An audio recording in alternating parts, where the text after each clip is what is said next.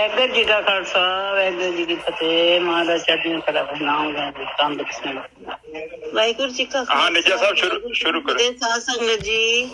ਵਾਹਿਗੁਰੂ ਜੀ ਕਾ ਖਾਲਸਾ ਵਾਹਿਗੁਰੂ ਜੀ ਕੀ ਫਤਿਹ। ਅੱਜ ਆਪਾਂ 1384 ਅੰਗ ਤੋਂ ਗਿਆਨ ਸ਼ੁਰੂ ਕਰ ਰਹੇ ਹਾਂ। ਫਰੀਦ ਜੀ ਦੇ ਸ਼ਲੋਕ ਲੈ ਰਹੇ ਹਾਂ।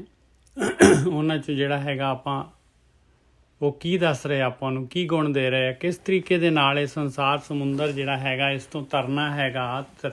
ਆਪਾਂ ਨੂੰ ਤੈਰਾਕੀ ਸਿਖਾ ਰਹੇ ਆ ਫਰੀਦ ਜੀ ਵੀ ਕਿਸ ਤਰੀਕੇ ਦੇ ਨਾਲ, ਨਹੀਂ ਤਾਂ ਆਪਾਂ ਡੁੱਬ ਜਾਵਾਂਗੇ ਭਾਈ। ਹਮੇਸ਼ਾ ਡੁੱਬਦੇ ਆ ਰਹੇ ਆ। ਆ ਵੀ ਜੂਨ ਜਿਹੜੀ ਹੈਗੀ ਇਹ ਵੀ ਡੁੱਬ ਜਾਏਗੀ ਜੇ ਆਪਾਂ ਆ ਜਿਹੜੇ ਫਰੀਦ ਜੀ ਦੇ ਜਿਹੜੇ ਹੈਗੇ ਇਹ ਜਿਹੜੇ ਤੈਰਨ ਦੇ ਜਿਹੜੇ ਹੈਗੇ ਨੁਕਤੇ ਜਿਹੜੇ ਹੈਗੇ ਇਸ ਤਰੀਕੇ ਦੇ ਨਾਲ ਇਹਨੂੰ ਨਹੀਂ ਆਪਾਂ ਸਿੱਖਿਆ। ਫਰੀਦਾ ਦਰਵੇਸੀ ਗਾਖੜੀ ਚੋਪੜੀ ਪ੍ਰੀਤ ਇੱਕ ਨਾ ਕਿੰਨਾ ਚਾਲੀਏ ਦਰਵੇ ਸਾਮੀ ਰੀਤ। ਇਹ ਦਰਵੇ ਸਾ ਤੇ ਵੀ ਅਲੱਗ ਕੀਤਾ ਹੋਇਆ ਨਾ, ਦਰਵੇ ਸਾਮੀ ਰੀਤ ਇਕੱਠਾ ਹੋਊਗਾ ਇਹ ਦੋਨੋਂ।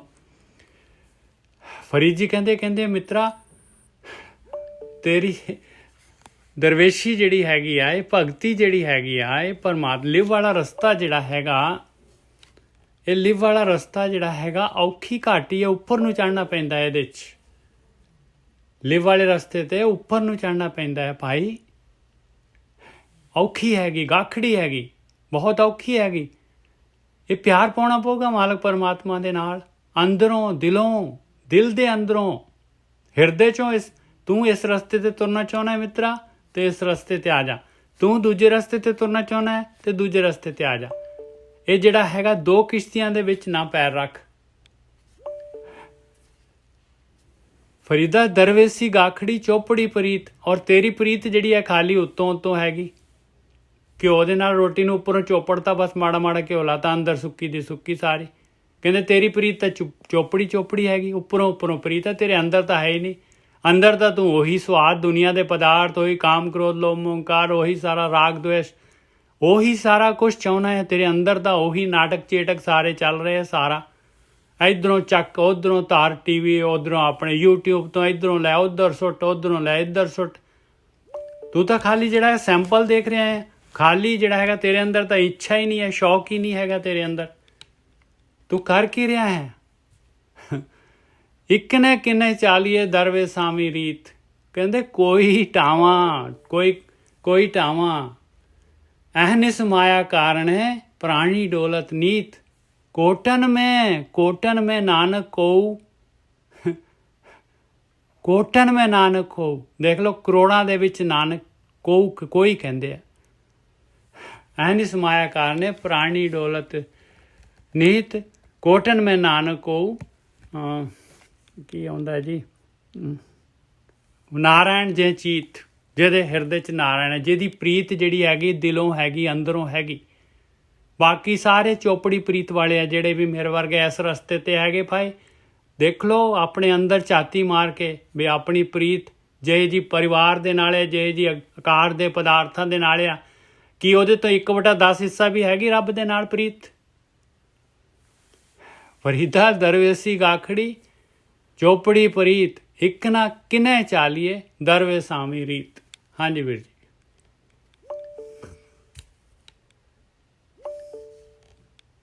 हाँ जी ठीक है जी। वो कहते चोपड़ी प्रीत है ਤੁਹਾਡੀ। ਰੋਟੀ ਨੂੰ ਚੋਪੜ ਨਹੀਂ ਦੇਈਦਾ। ਹਾਂ, ਕੇਵਲ ਬਾਰੀ ਕਿਉਂਕਿ ਉਹ ਇੰਨਾ ਘਿਓ ਤੇ ਹੈ ਨਹੀਂ ਕਿ ਸਾਰੀ ਰੋਟੀ 'ਚ ਪਾਇਆ ਜਾਵੇ, ਇਸ ਕਰਕੇ ਥੋੜੀ ਜਿਹੀ ਉੱਥੋਂ ਚੋਪੜ ਦੋ, ਸਸਤਾ ਕੰਮ। ਤੇ ਉਹ ਕਹਿੰਦੇ ਆ ਕਿ ਜੇ ਸੱਜਣਾ ਤੂੰ ਉੱਪਰਲੀ ਪ੍ਰੀਤ ਕਰਕੇ ਤੇ ਸੋਚੇਗਾ ਕਿ ਬ੍ਰਹਮ ਨੂੰ ਪ੍ਰਭਾਵਿਤ ਕਰ ਲੇਗਾ ਤੇ ਉਹਦੇ ਬ੍ਰਹਮ ਆ। ਉਹ ਤਾਂ ਤੇਰੇ ਅੰਦਰ, ਬ੍ਰਹਮ ਦੇ ਤੇਰੇ ਅੰਦਰ ਬੈਠਾ ਹੈ, ਅੰਦਰ ਦੀ ਜਾਣਦਾ, ਅੰਤਰਜਾਮੀ। ਹਾਂ ਫਿਰ ਤੂੰ ਉਹਨੂੰ ਚੀਟਿੰਗ ਨਹੀਂ ਕਰ ਸਕਦਾ, ਕਿਉਂਕਿ ਪਰ ਬੰਦੇ ਲੋਕੇ ਤਾਂ ਹੀ ਕਹਿੰਦੇ ਮਾਥੇ ਤਿਲਕ ਥਮਾਲਾ ਬਾਨਾ ਲੋਕ ਨੇ ਰਾਮ ਖਿਲੌਣਾ ਜਾਣਾ। ਉਹ ਕਹਿੰਦੇ ਮੱਥੇ ਦੇ ਤਿਲਕ ਲਾ ਲੈਣਾ, ਹੱਥ 'ਚ ਤੂੰ ਮਾਲਾ ਫੜ ਲੈਣਾ। ਮੇਰੇ ਵਰਗੇ ਨੇ ਮਾਲਾ ਫੜੀ ਹੁੰਦੀ ਕਈਆਂ ਨੇ, ਬਥੇਰੇ ਹੈ ਜੀ। ਮੈਂ ਤਾਂ ਦੇਖਦਾ ਸਵੇਰ ਤੋਂ ਸ਼ਾਮ ਤਾਈਂ ਜਿਹੜਾ ਹੈਗਾ ਕਿਤੇ 5 ਜਣੇ 4 ਜਣੇ ਬੈਠੇ ਆ ਕੇ ਮਾਲਾ ਜ਼ਰੂਰ ਹੱਥ ਦੇ ਵਿੱਚ ਘੁਮਾਈ ਜਾਣਗੇ, ਪਤਾ ਨਹੀਂ ਕਿਵੇਂ ਜਿਹੜਾ ਗੱਲ ਵੀ ਕਰੀ ਜਾਂਦੇ ਆ, ਮਾਲਾ ਵੀ ਘੁੰਮੀ ਜਾਂਦੀ ਆ ਔਰ ਇੱਧਰ ਉੱਧਰ ਦੀਆਂ ਗੱਲਾਂ ਵੀ ਮਾਰੀ ਜਾਂਦੇ ਆ। ਮਾਲਾ ਪਤਾ ਨਹੀਂ ਕੀ ਕਰ ਰਹੀ ਹੈ ਭਾਈ, ਸਮਝ ਨਹੀਂ ਆਉਂਦੀ।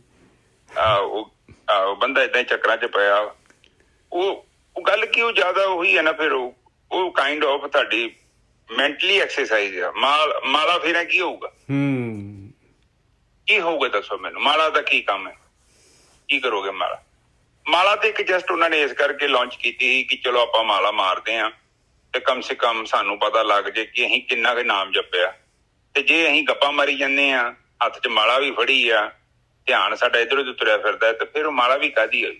ਫਿਰ ਤੇ ਉਹ ਤੇ ਚਲੋ ਛੋਟੀ ਸਟੇਜ ਤੇ ਤੁਸੀਂ ਸਾਧਨਾ ਸ਼ੁਰੂ ਕੀਤੀ ਹੈ ਜਿੱਦਾਂ, ਤੇ ਚਲੋ ਠੀਕ ਹੈ, ਅਜੇ ਮਨ ਇਕਾਗਰ ਨਹੀਂ ਹੁੰਦਿਆ ਤੇ 2-4 ਮਾਲਾ ਤੋਂ ਕੰਮ ਸ਼ੁਰੂ ਕੀਤਾ ਜਾਵੇ। ਪਰ ਮਾਲਾ ਦਾ ਮਤਲਬ ਹੈਗਾ ਤੁਸੀਂ ਅਜੱਪਿਆ ਜਾਪ 'ਚ ਜਾਣਾ। ਅਜੱਪਾ ਜਾਪ ਹੀ ਜ਼ਿੰਦਗੀ ਦੀ ਪ੍ਰਾਪਤੀ ਹੈ। ਜਾਪ ਕਹਿੰਦੇ ਬੁੱਲ ਨਹੀਂ ਹਿੱਲਣੇ ਚਾਹੀਦੇ ਤੇ ਨਾ ਹੀ ਜ਼ਬਾਨ ਹਿੱਲਣੀ ਚਾਹੀਦੀ। ਉਹ ਨਮਾਜ਼ ਉਹੀ ਕਬੂਲ ਹੋਣੀ। ਜੇਕਰ ਆਪਾਂ ਇੰਦਰੀਆਂ ਦੇ ਤਲ ਤੇ ਬੈਠੇ ਹਾਂ, ਇੰਦਰੀਆਂ ਦੇ ਤਲ ਤੇ ਹੀ ਸਾਰਾ ਕੁਝ ਕਰ ਰਹੇ ਹਾਂ, ਤੇ ਸਮਝ ਲਓ ਕਿ ਹਜੇ ਆਪਣਾ ਉਹ ਅਸਲੀ ਜਾਪ ਪ੍ਰਗਟ ਨਹੀਂ ਹੋਇਆ। ਅਜੱਪਾ ਜਾਪ ਕਹਿੰਦੇ ਨੇ ਉਹ ਜਾਪ ਜਿਹੜਾ ਜਪਣ ਦੀ ਲੋੜ ਨਹੀਂ। ਉਹ ਜਾਪ ਫਿਰ ਕਿੱਦਾਂ ਹੋਊਗਾ? ਉਹ ਤਾਂ ਆਪੇ ਜਪਣਾ ਹੋਵੇ ਤੇ ਕਹਿ ਦੇਣੇ ਨੇਜਾ ਸਾਹਿਬ, ਜਪਣ ਵਾਲੀ ਤੇ ਗੱਲ ਹੀ ਨਹੀਂ। ਉਹ ਜਪਾ ਜਾਪ ਕਹਿੰਦੇ, ਜਪਣ ਦੀ ਲੋੜ ਨਹੀਂ ਹੈ। ਹਾਂ, ਉਹ ਤਾਂ ਤੁਹਾਡੀ ਸੁਰਤੀ ਨੇ ਕਰਨਾ ਜਦੋਂ ਆਤਮਾ 'ਚ ਜਾਣਾ। ਹਾਂਜੀ ਬਿਲਕੁਲ, ਉਹ ਸ੍ਰਿਸ਼ਟੀ ਦੇ ਵਿੱਚ ਚੱਲ ਰਿਹਾ ਹੈ ਗੋਰਖੀ ਸਾਹਿਬ। ਜਦ ਆਪਾਂ ਸੌਣ ਵੇਲੇ ਜਾਂਦੇ ਹਾਂ, ਜਿੱਥੋਂ ਦੇਖੋ ਇੰਨਾ ਮਜ਼ਦੂਰ ਜਿਹੜਾ ਹੈਗਾ ਥੱਕ ਜਾਂਦਾ ਹੈ, ਪੂਰੇ ਸ਼ੋਰ ਦੇ ਵਿੱਚ ਫੈਕਟਰੀ ਦੀ ਇੰਨੀ ਜ਼ਬਰਦਸਤ ਉਹਨਾਂ ਦੀ ਮਸ਼ੀਨਾਂ ਦੀ ਆਵਾਜ਼ ਹੈਗੀ ਆ, ਸਟੇਸ਼ਨ ਦੇ ਉੱਤੇ ਰੇਲ ਗੱਡੀਆਂ ਦੀ ਆਵਾਜ਼ ਹੁੰਦੀ ਆ, ਆਪਾਂ ਨੂੰ ਕਿਵੇਂ ਨੀਂਦ ਆ ਜਾਂਦੀ ਹੈ ਉੱਥੇ। ਔਰ ਦੇਖੋ ਕਦੀ ਵੀ ਜਦ ਨੀਂਦ ਆਉਣ ਵਾਲੀ ਅੱਖਾਂ ਬੰਦ ਹੋਣਗੀਆਂ ਤੇ ਸੁਣਨ ਦੇ ਸਨਾਟੇ ਦਾ ਸ਼ਬਦ ਆਊਗਾ, ਉਹ ਹੈ ਜਪਾ ਜਾਪ। ਆਟੋਮੈਟਿਕਲੀ ਸ੍ਰਿਸ਼ਟੀ 'ਚ ਚੱਲ ਰਿਹਾ ਹੈ।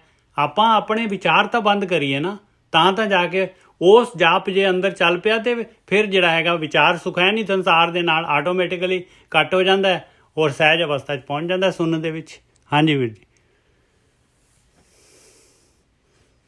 ਹਾਂਜੀ ਠੀਕ ਹੈ ਜੀ। ਤੇ ਇਹ ਇਹੋ ਚੀਜ਼ ਹੈ ਜੀ, ਆਪਾਂ ਕਹਿੰਦੇ ਕਿ ਚੋਪੜੀ ਪ੍ਰੀਤ ਨਹੀਂ ਕਰਨੀ, ਕਿਉਂਕਿ ਜੇ ਦਰਵੇਸ਼ੀ ਕਰਨੀ ਆ ਤੇ ਕਹਿੰਦੇ ਫਿਰ ਅੰਦਰੋਂ ਸਾਡੇ ਅੰਦਰ ਆਉਣੀ ਚਾਹੀਦੀ ਹੈ। ਚੋਪੜੀ ਪ੍ਰੀਤ ਦਾ ਮਤਲਬ ਇਹ ਹੈ ਤੁਹਾਡਾ ਬਾਹਰੀ ਭੇਸ। ਬਿਲਕੁਲ ਸਹੀ ਗੱਲ ਹੈ, ਬਿਲਕੁਲ ਦਿਖਾਵਾ। ਮਾਥੇ ਤਿਲਕ ਹੱਥ ਮਾਲਾ ਬਾਨਾ ਲੋਕ ਨੇ ਰਾਮ ਖਿਲਾਉਣਾ ਜਾਣਾ, ਇਹ ਸਭ ਚੋਪੜੀ ਪ੍ਰੀਤ ਆ। ਤੁਸੀਂ ਬਾਹਰੋਂ ਧਾਰਮਿਕ ਹੋਣਾ ਚਾਹੁੰਦੇ ਜੋ, ਪਰ ਧਰਮ ਤੇ ਤੁਹਾਡੇ ਮਨ ਦੀ ਅਵਸਥਾ ਹੈ, ਅੰਦਰ ਦੀ ਅਵਸਥਾ ਹੈ। ਮੈਂ ਅੰਦਰੋਂ ਕਿੱਦਾਂ ਦੇ ਸੰਸਕਾਰਾਂ ਦਾ ਮੇਰੇ ਅੰਦਰ ਮਤਲਬ ਖਜ਼ਾਨਾ ਹੈ, ਮੈਂ ਕਿੱਦਾਂ ਦਾ ਜੀਵਨ ਬਤੀਤ ਕਰਦਾ। ਅਸਲ 'ਚ ਮੈਂ ਕੀ ਚਾਹੁੰਦੇ ਆ? ਜ਼ਿਆਦਾਤਰ ਲੋਕ ਧਾਰਮਿਕ ਇਸ ਕਰਕੇ ਬਣ ਜਾਂਦੇ ਨੇ ਕਿਉਂਕਿ ਧਰਮ ਦੇ ਫਿਰ ਜਦੋਂ ਆਪਾਂ ਕੱਪੜੇ ਪਾ ਲੈਂਦੇ ਆ ਨਾ, ਤਾਂ ਫਿਰ ਕੀ ਕਰਦੇ ਆ ਕਿ ਉਹਨੂੰ ਬਹਿਰੂਪੀਏ ਕਹਿ ਸਕਦੇ ਆ ਆਪਾਂ, ਨਕਲੀ ਧਾਰਮਿਕ ਮਨੁੱਖ। ਤੇ ਫਿਰ ਉਹ ਕੀ ਹੋਣਗੇ? ਫਿਰ ਉਹਦੇ ਤੋਂ ਕੀ ਪੈਦਾ ਹੋਊਗਾ? ਫਿਰ ਇੱਕ ਜਦੋਂ ਫਿਰ ਅੰਨਾ, ਫਿਰ ਦੂਜੇ ਨੂੰ ਅੰਨੇ ਨੂੰ ਵੀ ਰਸਤਾ ਦਿਖਾਊ, ਫਿਰ ਤੀਜੇ ਨੂੰ, ਚੌਥੇ ਨੂੰ। ਉਹ ਫਿਰ ਸਾਰੇ ਉਹ ਕਹਿੰਦੇ ਕਿ ਪੂਰਾਂ ਦੇ ਪੂਰ ਤੁਰੇ ਜਾਂਦੇ। ਤੇ ਜਦੋਂ ਉਹ ਕਹਿੰਦੇ ਸੀ ਨਾ ਇੱਥੇ ਪੀੜੀਆਂ ਡਾਈਆਂ ਸੀ ਨੇਜਾ ਸਾਹਿਬ, ਮੰਜੀਆਂ ਡਾਈਆਂ, ਪਤਾ ਨਹੀਂ ਇੱਥੇ ਮੰਜੀਆਂ ਡਾਲੀਆਂ ਸੀ। ਤੇ ਫਿਰ ਉਹਨਾਂ ਕਿੱਦਾਂ ਡਾਲੀਆਂ? ਕਿਉਂਕਿ ਉਹਨਾਂ ਨੇ ਸਾਰੇ costume A to Z makeup ਕਰਕੇ ਉਹਨਾਂ ਬਣਾ ਲਈਆਂ ਮੰਜੀਆਂ। ਹੁਣ ਪਤਾ ਨਾ ਲੱਗੇ ਅਸਲੀ ਕਿਹੜਾ।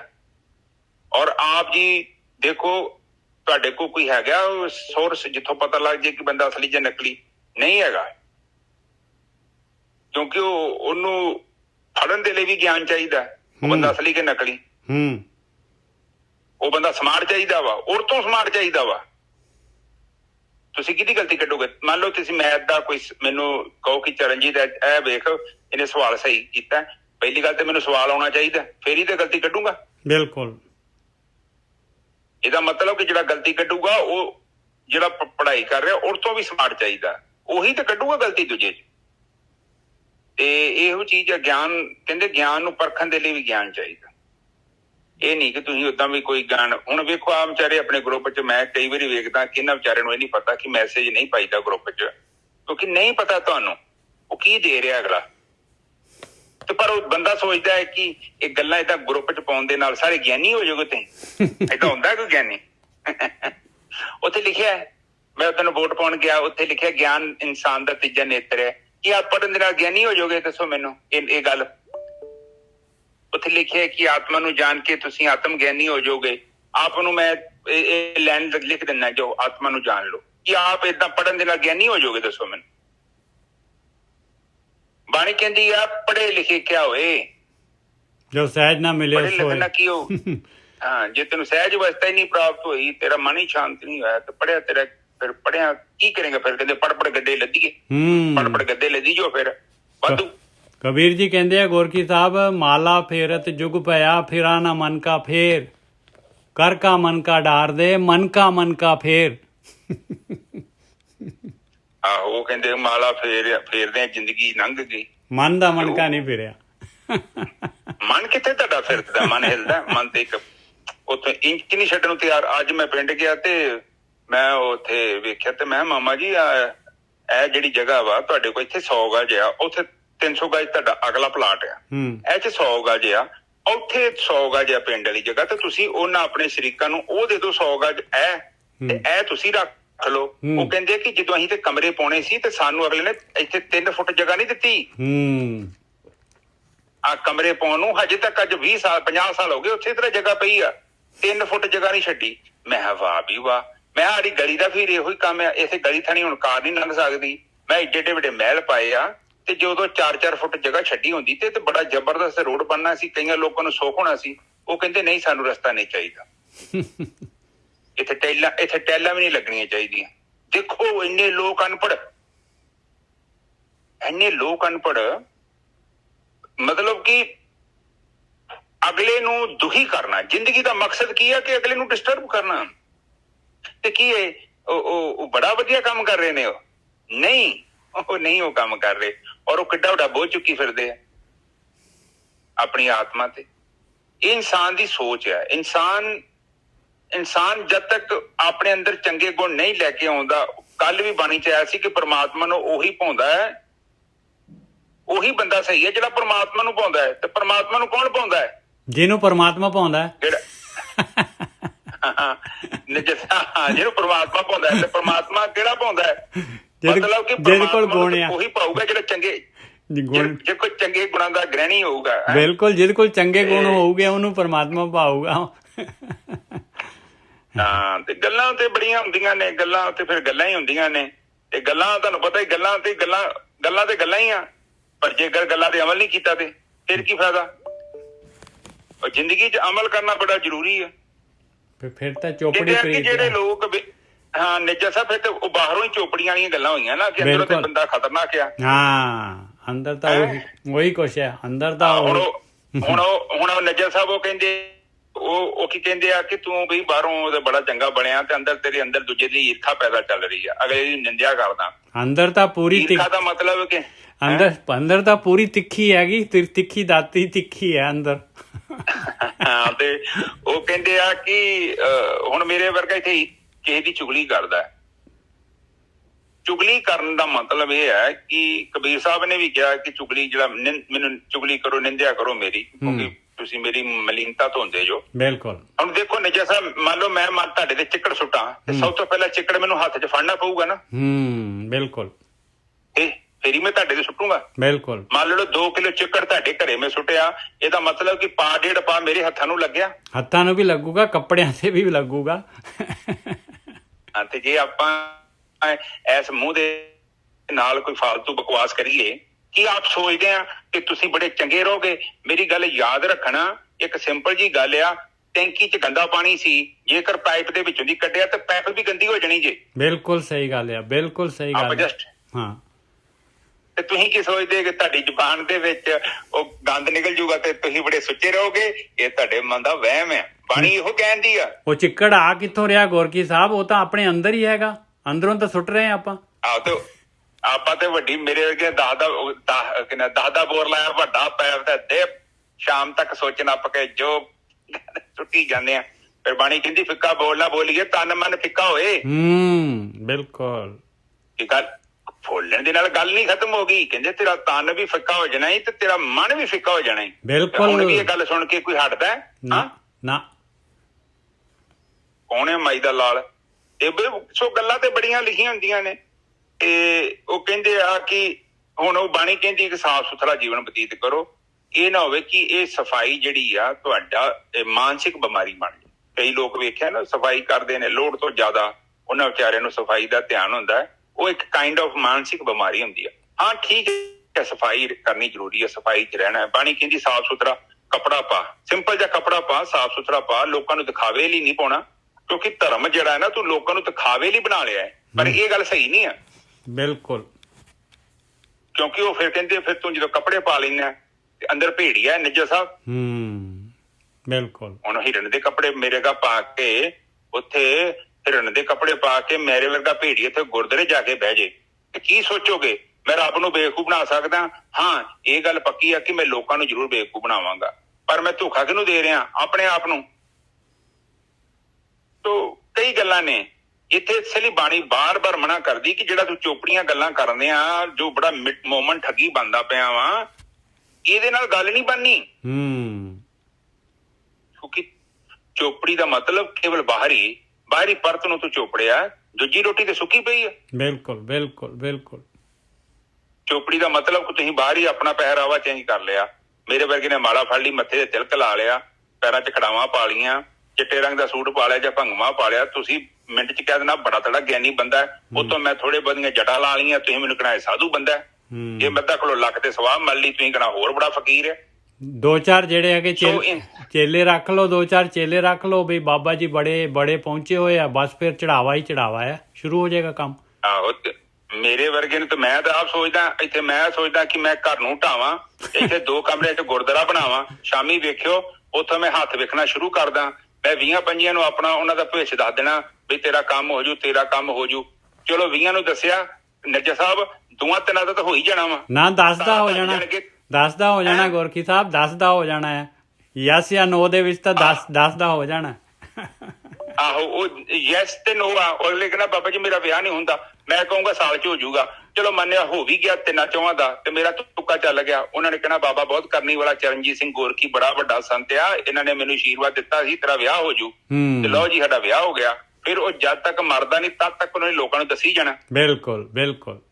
40-50 ਬੰਦੇ ਮੇਰੇ ਕੋਲ ਹੋਰ ਆਏ ਨੇ, ਮੰਨ ਲਓ 5-6 ਦਾ ਉਹਨਾਂ 'ਚ ਵਿਆਹ ਹੋ ਗਿਆ, 30-35 ਫਿਰ ਭੱਜ ਗਏ ਦੂਜੇ ਬਾਬੇ ਕੋਲ ਚੜ ਗਏ, 30-35 ਮੇਰੇ ਨਾਲ ਜੁੜ ਗਏ, ਤੇ ਉਹ ਸੁੱਕੇ ਤੋਂ ਭਾਵਿਆ ਕਿ ਬਾਬਿਆਂ ਦੀ ਇੱਦਾਂ ਦੁਕਾਨਾਂ ਚੱਲੀ ਜਾਂਦੀਆਂ।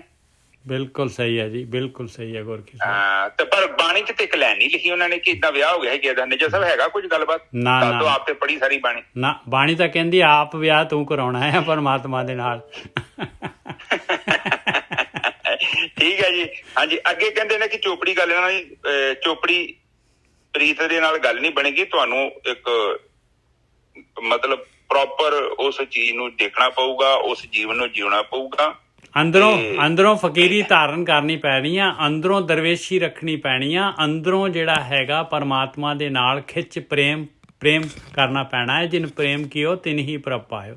ਹਾਂਜੀ ਵੀਰ ਜੀ। ਹਾਂ, ਮਨ ਦੇ ਤੌਰ ਤੇ ਤੁਸੀਂ ਜੋਗੀ ਬਣਨਾ ਹੈ, ਨਾ ਕਿ ਮਨ ਦੇ ਤੌਰ ਤੇ ਆਪਾਂ ਭੋਗੀ ਆ, ਆਪਾਂ ਮਨ ਦੇ ਤੌਰ ਤੇ ਜੋਗੀ ਬਣਨਾ ਹੈ, ਤੇ ਉਹੀ ਪਰਮਾਤਮਾ ਨੂੰ ਕਬੂਲ ਆ, ਹੋਰ ਕੁਛ ਨਹੀਂ ਪਰਮਾਤਮਾ ਨੂੰ ਚਾਹੀਦਾ। ਠੀਕ ਹੈ ਜੀ। ਹਾਂ, ਬਿਲਕੁਲ ਸਹੀ ਗੱਲ ਆ। ਪਰਮਾਤਮਾ ਨੂੰ ਆਪਾਂ ਨੂੰ ਪਿਆਰ ਚਾਹੀਦਾ, ਪਰਮਾਤਮਾ ਨੂੰ ਭਾਵਨਾ, ਅੰਦਰੋਂ ਦਿਲੋਂ ਭਾਵਨਾ ਹੋਏ ਤੁਹਾਡੀ ਮਾਲਕ ਨੂੰ ਮਿਲਣ ਦੀ।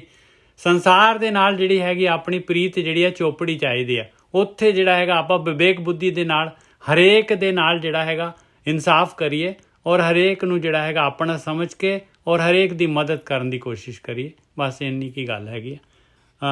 ਅੱਗੇ ਚੱਲੀਏ ਗੁਰਕੀ ਸਾਹਿਬ। ਹਾਂਜੀ ਨਿਜਾ ਸਾਹਿਬ। ਤਨ ਤਪੈ ਤਨੂਰ ਜਿਉ ਬਾਲਣ ਹੱਡ ਬਲਨ, ਪੈਰੀਂ ਥੱਕਾਂ ਸਿਰ ਜੁਲਾਂ ਜੇ ਮੂੰਹ ਪੀਰੀ ਮਿਲਨ।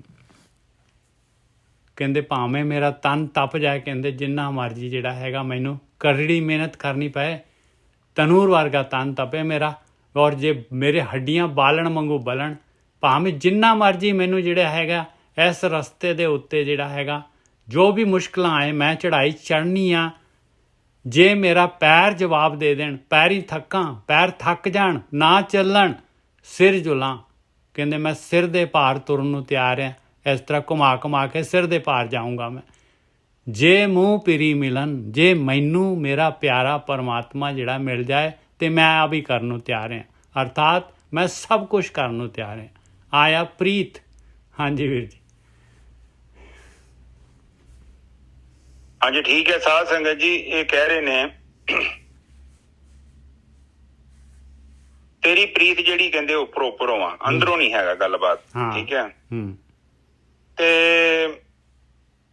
ਹੁਣ ਇੱਥੋਂ ਦੇਖੋ, ਜੇ ਮੇਰੀ ਪ੍ਰੀਤ ਸੱਚੀ ਆ ਜਾਂ ਮੇਰੀ ਝੂਠੀ ਆ, ਫਾਇਦਾ ਕਿਹਦਾ ਦੱਸੋ ਮੈਨੂੰ, ਤੇ ਨੁਕਸਾਨ ਕਿਹਦਾ ਨਿੱਜਰ ਸਾਹਿਬ? ਮੇਰਾ ਹੀ ਆ। ਤੇ ਫਾਇਦਾ ਕਿਹਦਾ ਵਾ? ਮੇਰਾ ਹੀ। ਤੇ ਫਿਰ ਆਪਾਂ ਲੋਕਾਂ ਲਈ ਕਿਉਂ ਏਦਾਂ ਕਰ ਰਹੇ ਆ? ਅਸਲ ਚ ਤੇ ਦੱਸੋ, ਲੋਕਾਂ ਨੂੰ ਤੁਸੀਂ ਆਪਣਾ ਭੇਸ ਬਦਲ ਕੇ ਮੰਨ ਲਓ ਪ੍ਰਭਾਵਿਤ ਵੀ ਕਰ ਰਹੇ ਜੋ, ਤੇ ਨੁਕਸਾਨ ਕਿਹਦਾ? ਆਪਣੇ ਸਾਡੇ ਹੀ ਨੁਕਸਾਨ ਹੈ। ਆਪਾਂ ਤਾਂ ਜੇ ਜੀਵਨ ਭਰ ਜਿਹੜਾ ਲੋਕ ਦਿਖਾਵੇ ਦੇ ਵਿੱਚ ਹੀ ਲੰਘਾ ਦਿੰਦੇ ਆ 70% ਸਵਾਸ। ਨਹੀਂ, ਮੈਂ ਤੇ ਕਹਿੰਦਾ ਕਿ ਕਿਸੇ ਬੱਚੇ ਨੂੰ, ਕੋਈ ਬੱਚਾ ਕਵੇ ਜੀ ਮੈਨੂੰ ਆਪਣੇ ਚਾਚੇ ਦਾ, ਮੈਨੂੰ ਡੈਡੀ ਦਾ, ਮੰਮੀ ਦਾ ਬਹੁਤ ਡਰ ਹੈ, ਨੰਬਰ ਘੱਟ ਆਏ ਤੇ, ਪਰ ਉਹਨੂੰ ਇਹ ਸੋਚਣਾ ਚਾਹੀਦਾ ਕਿ ਪੁੱਤ ਜੇ ਤੇਰੇ ਨੰਬਰ ਵੱਧ ਆਉਣਗੇ ਤੇ ਫਾਇਦਾ ਵੀ ਤੇਰਾ, ਤੇ ਜੇ ਤੇਰੇ ਨੰਬਰ ਘੱਟ ਵੀ ਆਉਣਗੇ ਤੇ ਨੁਕਸਾਨ ਵੀ ਤੇਰਾ। ਤੂੰ ਲੋਕਾਂ ਨੂੰ ਕਿਉਂ ਪ੍ਰਭਾਵਿਤ ਕਰਨ ਵਿੱਚ ਕਿਹੜੇ ਚੱਕਰਾਂ ਚ ਪੈ ਗਿਆ? ਰਾਈਟ ਆ। ਇਹੋ ਹੀ ਸਾਨੂੰ ਧਰਮ ਸਿਖਾਉਂਦੇ ਆ ਕਿ ਜੇ ਫਾਇਦਾ ਵੀ ਤੇਰਾ ਤੇ ਨੁਕਸਾਨ ਵੀ ਤੇਰਾ, ਤੇ ਫਿਰ ਤੂੰ ਬਾਣੀ ਕਹਿੰਦੀ ਏਦਾਂ ਦਾ ਕੰਮ ਹੀ ਨਾ ਕਰ ਜਿਹਦੇ ਨਾਲ ਤੈਨੂੰ ਅੰਤ ਚ ਪਛਤਾਣਾ ਪਵੇ, ਤੈਨੂੰ ਆਪਣੇ ਆਪ ਨੂੰ ਪਛਤਾਵਾ ਲੱਗੇ। ਏਦਾਂ ਦਾ ਕੰਮ ਨਾ ਕਰ, ਕਿਉਂਕਿ ਕਰਨ ਤੋਂ ਪਹਿਲਾਂ ਤੇਰੇ ਕੋਲ ਇੱਛਾ ਹੈਗੀ ਆ, ਤੂੰ ਕਰਨਾ ਜਾਂ ਨਹੀਂ ਕਰਨਾ, ਪਰ ਇੱਕ ਵਾਰੀ ਤੂੰ ਕਰਤਾ ਤੇ ਫਿਰ ਉਹ ਕਮਾਨ ਚ ਨਿਕਲਿਆ ਤੇਰੀ, ਵਾਪਸ ਨਹੀਂ ਹੋਵੇਗਾ। ਠੀਕ ਹੈ ਨਾ ਜੀ ਸਾਹਿਬ? ਬਿਲਕੁਲ। ਦੇਖ ਲਓ, ਆ ਪ੍ਰੀਤ ਦੱਸ ਰਹੇ, ਪੈਰੀ ਥੱਕਾਂ ਸਿਰ ਜੁਲਾਂ ਜੇ ਮੂੰਹ ਪਿਰੀ ਮਿਲਨ। ਕਹਿੰਦੇ ਇੰਨਾ ਆ। ਦੇਖੋ, ਤਨ ਤਪੇ ਤਨੂਰ ਜਿਉਂ ਬਾਲਣ ਹੱਡ ਬਲਨ। ਜਿੰਨਾ ਮਰਜੀ ਔਖਿਆਈ ਆਏ, ਇੱਕ ਵਾਰੀ ਰਸਤਾ ਮਾਲਕ ਵਾਲੇ ਰਸਤੇ ਤੇ ਯੈਸ ਕਰ ਦਿੱਤੀ ਆ, ਦਿਲੋਂ ਇੱਛਾ ਹੋ ਗਈ ਆ, ਫਿਰ ਪਿੱਛੇ ਮੁੜ ਕੇ ਨਹੀਂ ਦੇਖਣਾ ਪਾਈ, ਫਿਰ ਨਹੀਂ ਦੇਖਣਾ। ਇਹਨੂੰ ਕਹਿੰਦੇ ਪ੍ਰੀਤ। ਅਗਲਾ ਆਇਆ, ਤਨ ਨਾ ਤਪਾਏ ਤਨੂਰ ਜਿਉਂ ਬਾਲਣ ਹੱਡ ਨਾ ਬਾਲ।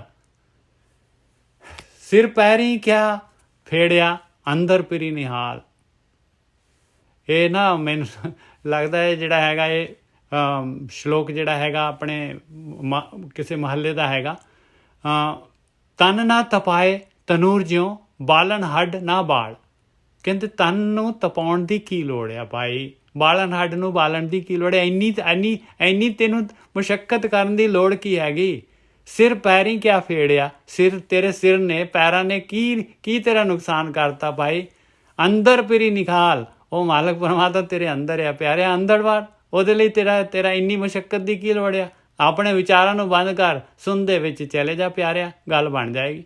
ਹਾਂਜੀ ਵੀਰ ਜੀ। ਹਾਂਜੀ ਠੀਕ ਹੈ ਜੀ। ਉਹ ਇਹ ਕਹਿ ਰਹੇ ਨੇ ਸਭ ਕਰਮ ਕਾਂਡੀਆਂ ਨੂੰ, ਹੁਣ ਸਵੇਰੇ ਮੇਰੇ ਵਰਗਾ ਗੁਰਦੁਆਰੇ ਤੁਰ ਪੈਂਦਾ ਨੰਗੇ ਪੈਰੀ, ਉੱਥੇ ਕੱਪੜੇ ਲਾ ਕੇ ਬੈਠਾ ਰਹਿੰਦਾ ਧੁੱਪੇ, ਮੋਰਾਂ ਦੇ ਛਾਂਟੇ ਮਾਰੀ ਜਾਂਦਾ, ਕੋਈ ਕੰਢਿਆਂ ਤੇ ਲੰਮੇ ਪਈ ਜਾਂਦਾ ਹੈ। ਇਹ ਸਭ ਤਨ ਨੂੰ ਤਪਾਉਣ ਦੇ ਵਿਚਾਰੇ, ਤਨ ਨੂੰ ਪਰੇਸ਼ਾਨ ਕੀਤਾ। ਕੋਈ ਨਹਾਉਂਦਾ ਨਹੀਂ ਸਾਲ 2 ਸਾਲ, ਕਿਲੋ ਸਵਾਹ ਮਲਦੀ।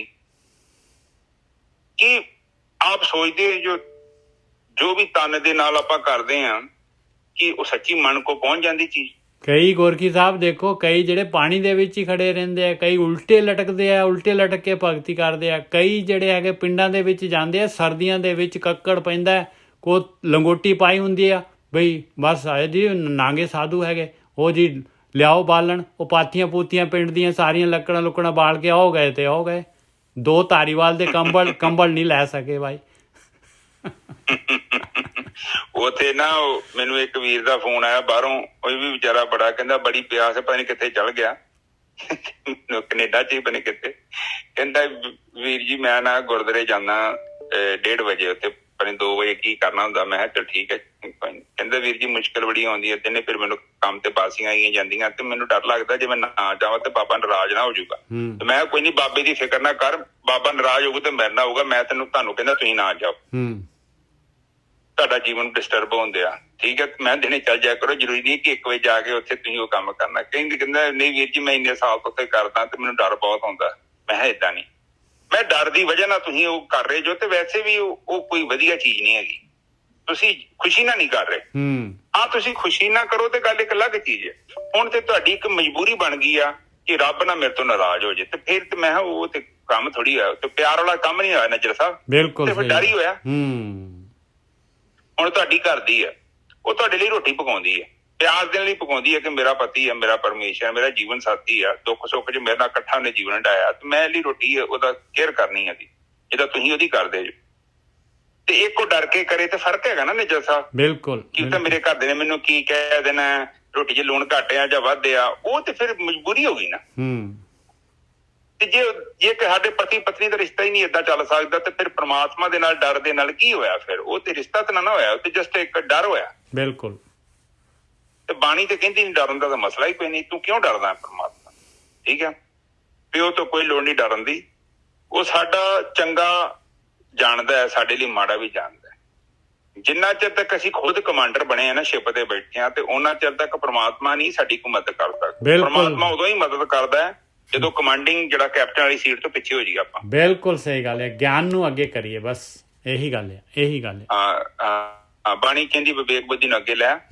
ਬਿਨ ਅਕਲੀ ਨਾ ਤੂੰ ਨਾਮ ਜਪਣਾ, ਨਾ ਤੂੰ ਸੇਵਾ ਕਰਨੀ ਹੈ, ਨਾ ਦਾਨ ਕਰਨਾ, ਨਾ ਤੂੰ ਪੜ੍ਹਾਈ ਕਰਨੀ। ਬਿਲਕੁਲ ਸਹੀ ਗੱਲ ਹੈ। ਔਰ ਵਿਵੇਕ ਬੁੱਧੀ ਜਿਹੜੀ ਆਉਣੀ ਆ, ਗੋਰਖੀ ਸਾਹਿਬ, ਵਿਵੇਕ ਬੁੱਧੀ ਜਿਹੜੀ ਹੈਗੀ ਆ, ਗਿਆਨ ਜਿਹੜਾ ਹੈਗਾ ਆਪਾਂ ਲੈ ਰਹੇ ਹਾਂ ਬ੍ਰਹਮ ਗਿਆਨੀਆਂ ਦਾ, ਇਹਦੇ ਨਾਲ ਹੀ ਵਿਵੇਕ ਬੁੱਧੀ ਆਉਣੀ ਆ। ਆਪਣੀ ਮੱਤ ਤਾਂ ਹੀ ਜਾ ਸਕਦੀ ਹੈ। ਹਾਂਜੀ ਵੀਰ ਜੀ। ਆਨੇ ਵਿੱਚ ਸਭ ਕਾਉਂਸਲਿੰਗ ਹੋ ਰਹੀ ਹੈ, ਦਿਨ ਰਾਤ ਕਾਉਂਸਲਿੰਗ ਹੋ ਰਹੀ ਆ। ਇੱਕ ਅੱਖਰ ਵੀ ਮੰਨ ਲਓ 1.5 ਘੰਟਾ ਆਪਾਂ ਬੋਲਦੇ ਆ, ਇੱਥੇ ਇੱਕ ਸ਼ਬਦ ਤੁਹਾਡੇ ਕੰਨਾਂ 'ਚ ਵੜ ਗਿਆ ਨਾ, ਉਹਨੇ ਪਤਾ ਨਹੀਂ ਕਿੰਨੇ ਇੱਕ ਸ਼ਬਦਾਂ ਨੂੰ ਕੱਟ ਦੇਣਾ। ਕਿਰਪਾਨ ਵੇਖੀ ਆ, ਇੱਕ ਕਿਰਪਾਨ ਦੇ ਵਿੱਚ ਇੰਨੀ ਸ਼ਕਤੀ ਹੁੰਦੀ, ਜਿੰਨੀਆਂ ਮਰਜ਼ੀਆਂ ਡਾਣੀਆਂ ਵੱਢ ਲਓ। ਉਹਦੇ ਨਾਲ ਇੱਕ ਦਾਤਰ 'ਚ ਕਿੰਨੀ ਸ਼ਕਤੀ ਹੁੰਦੀ, ਜਿੰਨੀ ਮਰਜ਼ੀ ਡਾਣੀ ਵੱਢ ਲਓ, ਰੁੱਖ ਵੱਢ ਲਓ, ਉਹਦੀ ਧਾਰ ਦੇ ਨਾਲ ਇੰਨਾ ਫਾਇਦਾ ਹੈ। ਇਸੇ ਹੀ ਤਰ੍ਹਾਂ ਸੱਚੇ ਅੱਖਰ ਹੁੰਦੇ ਆ, ਕਟਿੰਗ ਕਰਦੇ ਆ ਤੁਹਾਡੇ ਅੰਦਰੋਂ, ਕਿੰਨਾ ਚੀਜ਼ਾਂ ਨੂੰ ਵੱਢਦੇ ਆ। ਫਾਲਤੂ ਦੀਆਂ ਜੜੀਆਂ ਬੂਟੀਆਂ ਝਾੜੀਆਂ ਜਿਹੜੀਆਂ ਅੰਦਰ ਚਿੱਤ 'ਚ ਉੱਗ ਗਈਆਂ ਸੀ, ਇਹ ਜਿਹੜੇ ਚੰਗੇ ਸ਼ਬਦ ਆ, ਇਹ ਉਹਨਾਂ ਨੂੰ ਕਟਿੰਗ ਕਰ ਦਿੰਦੇ ਆ, ਐਂਟੀਡੋਸ ਹੁੰਦੇ ਆ। ਬਿਲਕੁਲ ਬਿਲਕੁਲ। ਇਹੀ ਤਾਂ ਆਪਾਂ ਨੂੰ ਅਵਗੁਣਾ ਤੋਂ, ਇਹੀ ਤਾਂ ਰੁਕਾਵਟ ਪਾਉਂਦੇ ਆ, ਇਹੀ ਤਾਂ ਤੁਹਾਡੀ ਗੱਡੀ ਨੂੰ ਸਟਾਪ ਕਰਦੇ ਆ ਜਿਹੜੀ ਚੱਲ ਰਹੀ ਆ ਮਾਇਆ ਵੱਲ ਨੂੰ। ਹਾਂ, ਪੰਜਾਬੀ 'ਚ ਕਹਾਵਤ ਹੈ ਕਿ ਡਾਇਮੰਡ ਕੱਟ ਡਾਇਮੰਡ। ਹੀਰੇ ਨੂੰ ਹੀਰਾ ਹੀ ਵੱਢਦਾ ਹੈ, ਤੇ ਵਿਚਾਰਾਂ ਨੂੰ ਵੀ ਵਿਚਾਰ ਹੀ ਵੱਢਦੇ ਆ। ਕਿਹੜੇ ਵਿਚਾਰਾਂ ਨੂੰ? ਬੁਰੇ ਵਿਚਾਰਾਂ ਨੂੰ ਚੰਗੇ ਵੱਢ ਜਾਂਦੇ ਆ, ਤੇ ਚੰਗੇ ਵਿਚਾਰਾਂ ਨੂੰ ਬੁਰੇ ਵੱਢ ਜਾਂਦੇ ਆ। ਬਿਲਕੁਲ ਬਿਲਕੁਲ, ਬਹੁਤ ਵਧੀਆ, ਬਿਲਕੁਲ ਸਹੀ ਗੱਲ ਹੈ। ਤੁਹਾਡੀ ਚੰਗਿਆਈ ਨੂੰ ਕੋਈ ਨਿੰਦਿਆ ਕਰਕੇ, ਝੂਠ ਮਾਰ ਕੇ ਉਸ ਨੂੰ ਬੁਰਾਈ 'ਚ ਕਨਵਰਟ ਕਰ ਸਕਦਾ ਹੈ। ਤੁਹਾਡੀ ਬੁਰਾਈ ਨੂੰ ਚੰਗੇ ਲਫ਼ਜ਼ ਬੋਲ ਕੇ ਉਹ ਚੰਗਿਆਈ 'ਚ ਕਨਵਰਟ ਕਰ ਸਕਦਾ ਹੈ। ਇੱਥੇ ਬਾਣੀ ਸਾਨੂੰ ਕਨਵਰਟ ਕਰ ਰਹੀ ਹੈ। ਸਾਡੇ ਅੰਦਰ ਜਿਹੜਾ ਗਲਤ ਕੁਝ ਵੜ ਗਿਆ ਹੈ, ਉਸਦੀ ਕਟਿੰਗ ਕਰ ਰਹੀ ਹੈ। ਔਰ ਚੰਗੇ ਵਿਚਾਰ ਆਉਣੇ, ਚੰਗੇ ਵਿਚਾਰ ਆਉਣੇ ਆ। ਗੋਰਖੀ ਸਾਹਿਬ, ਚੰਗੇ ਵਿਚਾਰ ਆਉਣੇ ਆ ਚੰਗਿਆਂ ਦੀ ਸੰਗਤ ਦੇ ਨਾਲ, ਮੰਦੇ ਵਿਚਾਰ ਆਉਣੇ ਆ ਮੰਦਿਆਂ ਦੀ ਸੰਗਤ ਦੇ ਨਾਲ। ਨਿੱਜਰ ਸਾਹਿਬ, ਚੰਗਿਆਂ ਦੀ ਲੋੜ ਹੀ ਨਹੀਂ ਆ, ਤੁਸੀਂ ਮੰਦਿਆਂ ਨੂੰ ਖਤਮ ਕਰ ਦਿਓ, ਚੰਗਿਆਈ ਆਪੇ ਪ੍ਰਗਟ ਹੋ ਜਾਣੀ ਆ। ਬਿਲਕੁਲ ਸਹੀ ਹੈ। ਕਿਉਂਕਿ ਜਦੋਂ ਗੰਦ ਉੱਗਿਆ, ਸਫਾਈ ਵੇਖੋ, ਸਫਾਈ ਮਤਲਬ ਕੀ ਆ? ਗੰਦਗੀ ਪਈ ਆ, ਤੁਸੀਂ ਧੂੜ ਚੱਕ ਦੋ ਤੇ ਸਫਾਈ ਥੋੜੀ ਕਰਨ ਦੀ ਲੋੜ ਆ, ਸਫਾਈ ਤਾਂ ਆਪੇ ਹੋਗੀ, ਕਿਉਂਕਿ ਧੂੜ ਇੱਥੇ ਜੰਮੀ ਆ ਨਾ ਕਮਰੇ 'ਚ। ਨਿੱਜਰ ਸਾਹਿਬ, ਬਿਲਕੁਲ। ਕੱਪੜੇ ਦੇ ਉੱਤੇ ਮੈਲ ਲੱਗ ਗਈ ਆ, ਤੇ ਕੱਪੜੇ ਤੋਂ ਮੈਲ ਲਾ ਦੀਏ ਤੇ ਕੱਪੜਾ ਤੇ ਆਪਣੇ ਆਪ ਹੀ ਚਮਕਣ ਦਿਆ ਉਹ ਵਿਚਾਰਾ। ਇਸੇ ਕਰਕੇ ਬਾਣੀ ਕਹਿੰਦੀ ਹੈ ਕਿ ਤੂੰ ਥੋੜੀ ਸਫਾਈ ਕਰ ਦੇ। ਜਦੋਂ ਤੂੰ ਸਫਾਈ ਕੀਤੀ, ਮੈਲ ਗੰਦਗੀ ਧੂੜ ਮਿੱਟੀ ਪਰੇ ਕੀਤੀ ਨਾ, ਤੇ ਚੰਗਿਆਈ ਆਲਰੇਡੀ ਨਿੱਜਰ ਸਾਹਿਬ ਇੱਥੇ ਆਤਮਾ 'ਚ ਪਈ ਆ।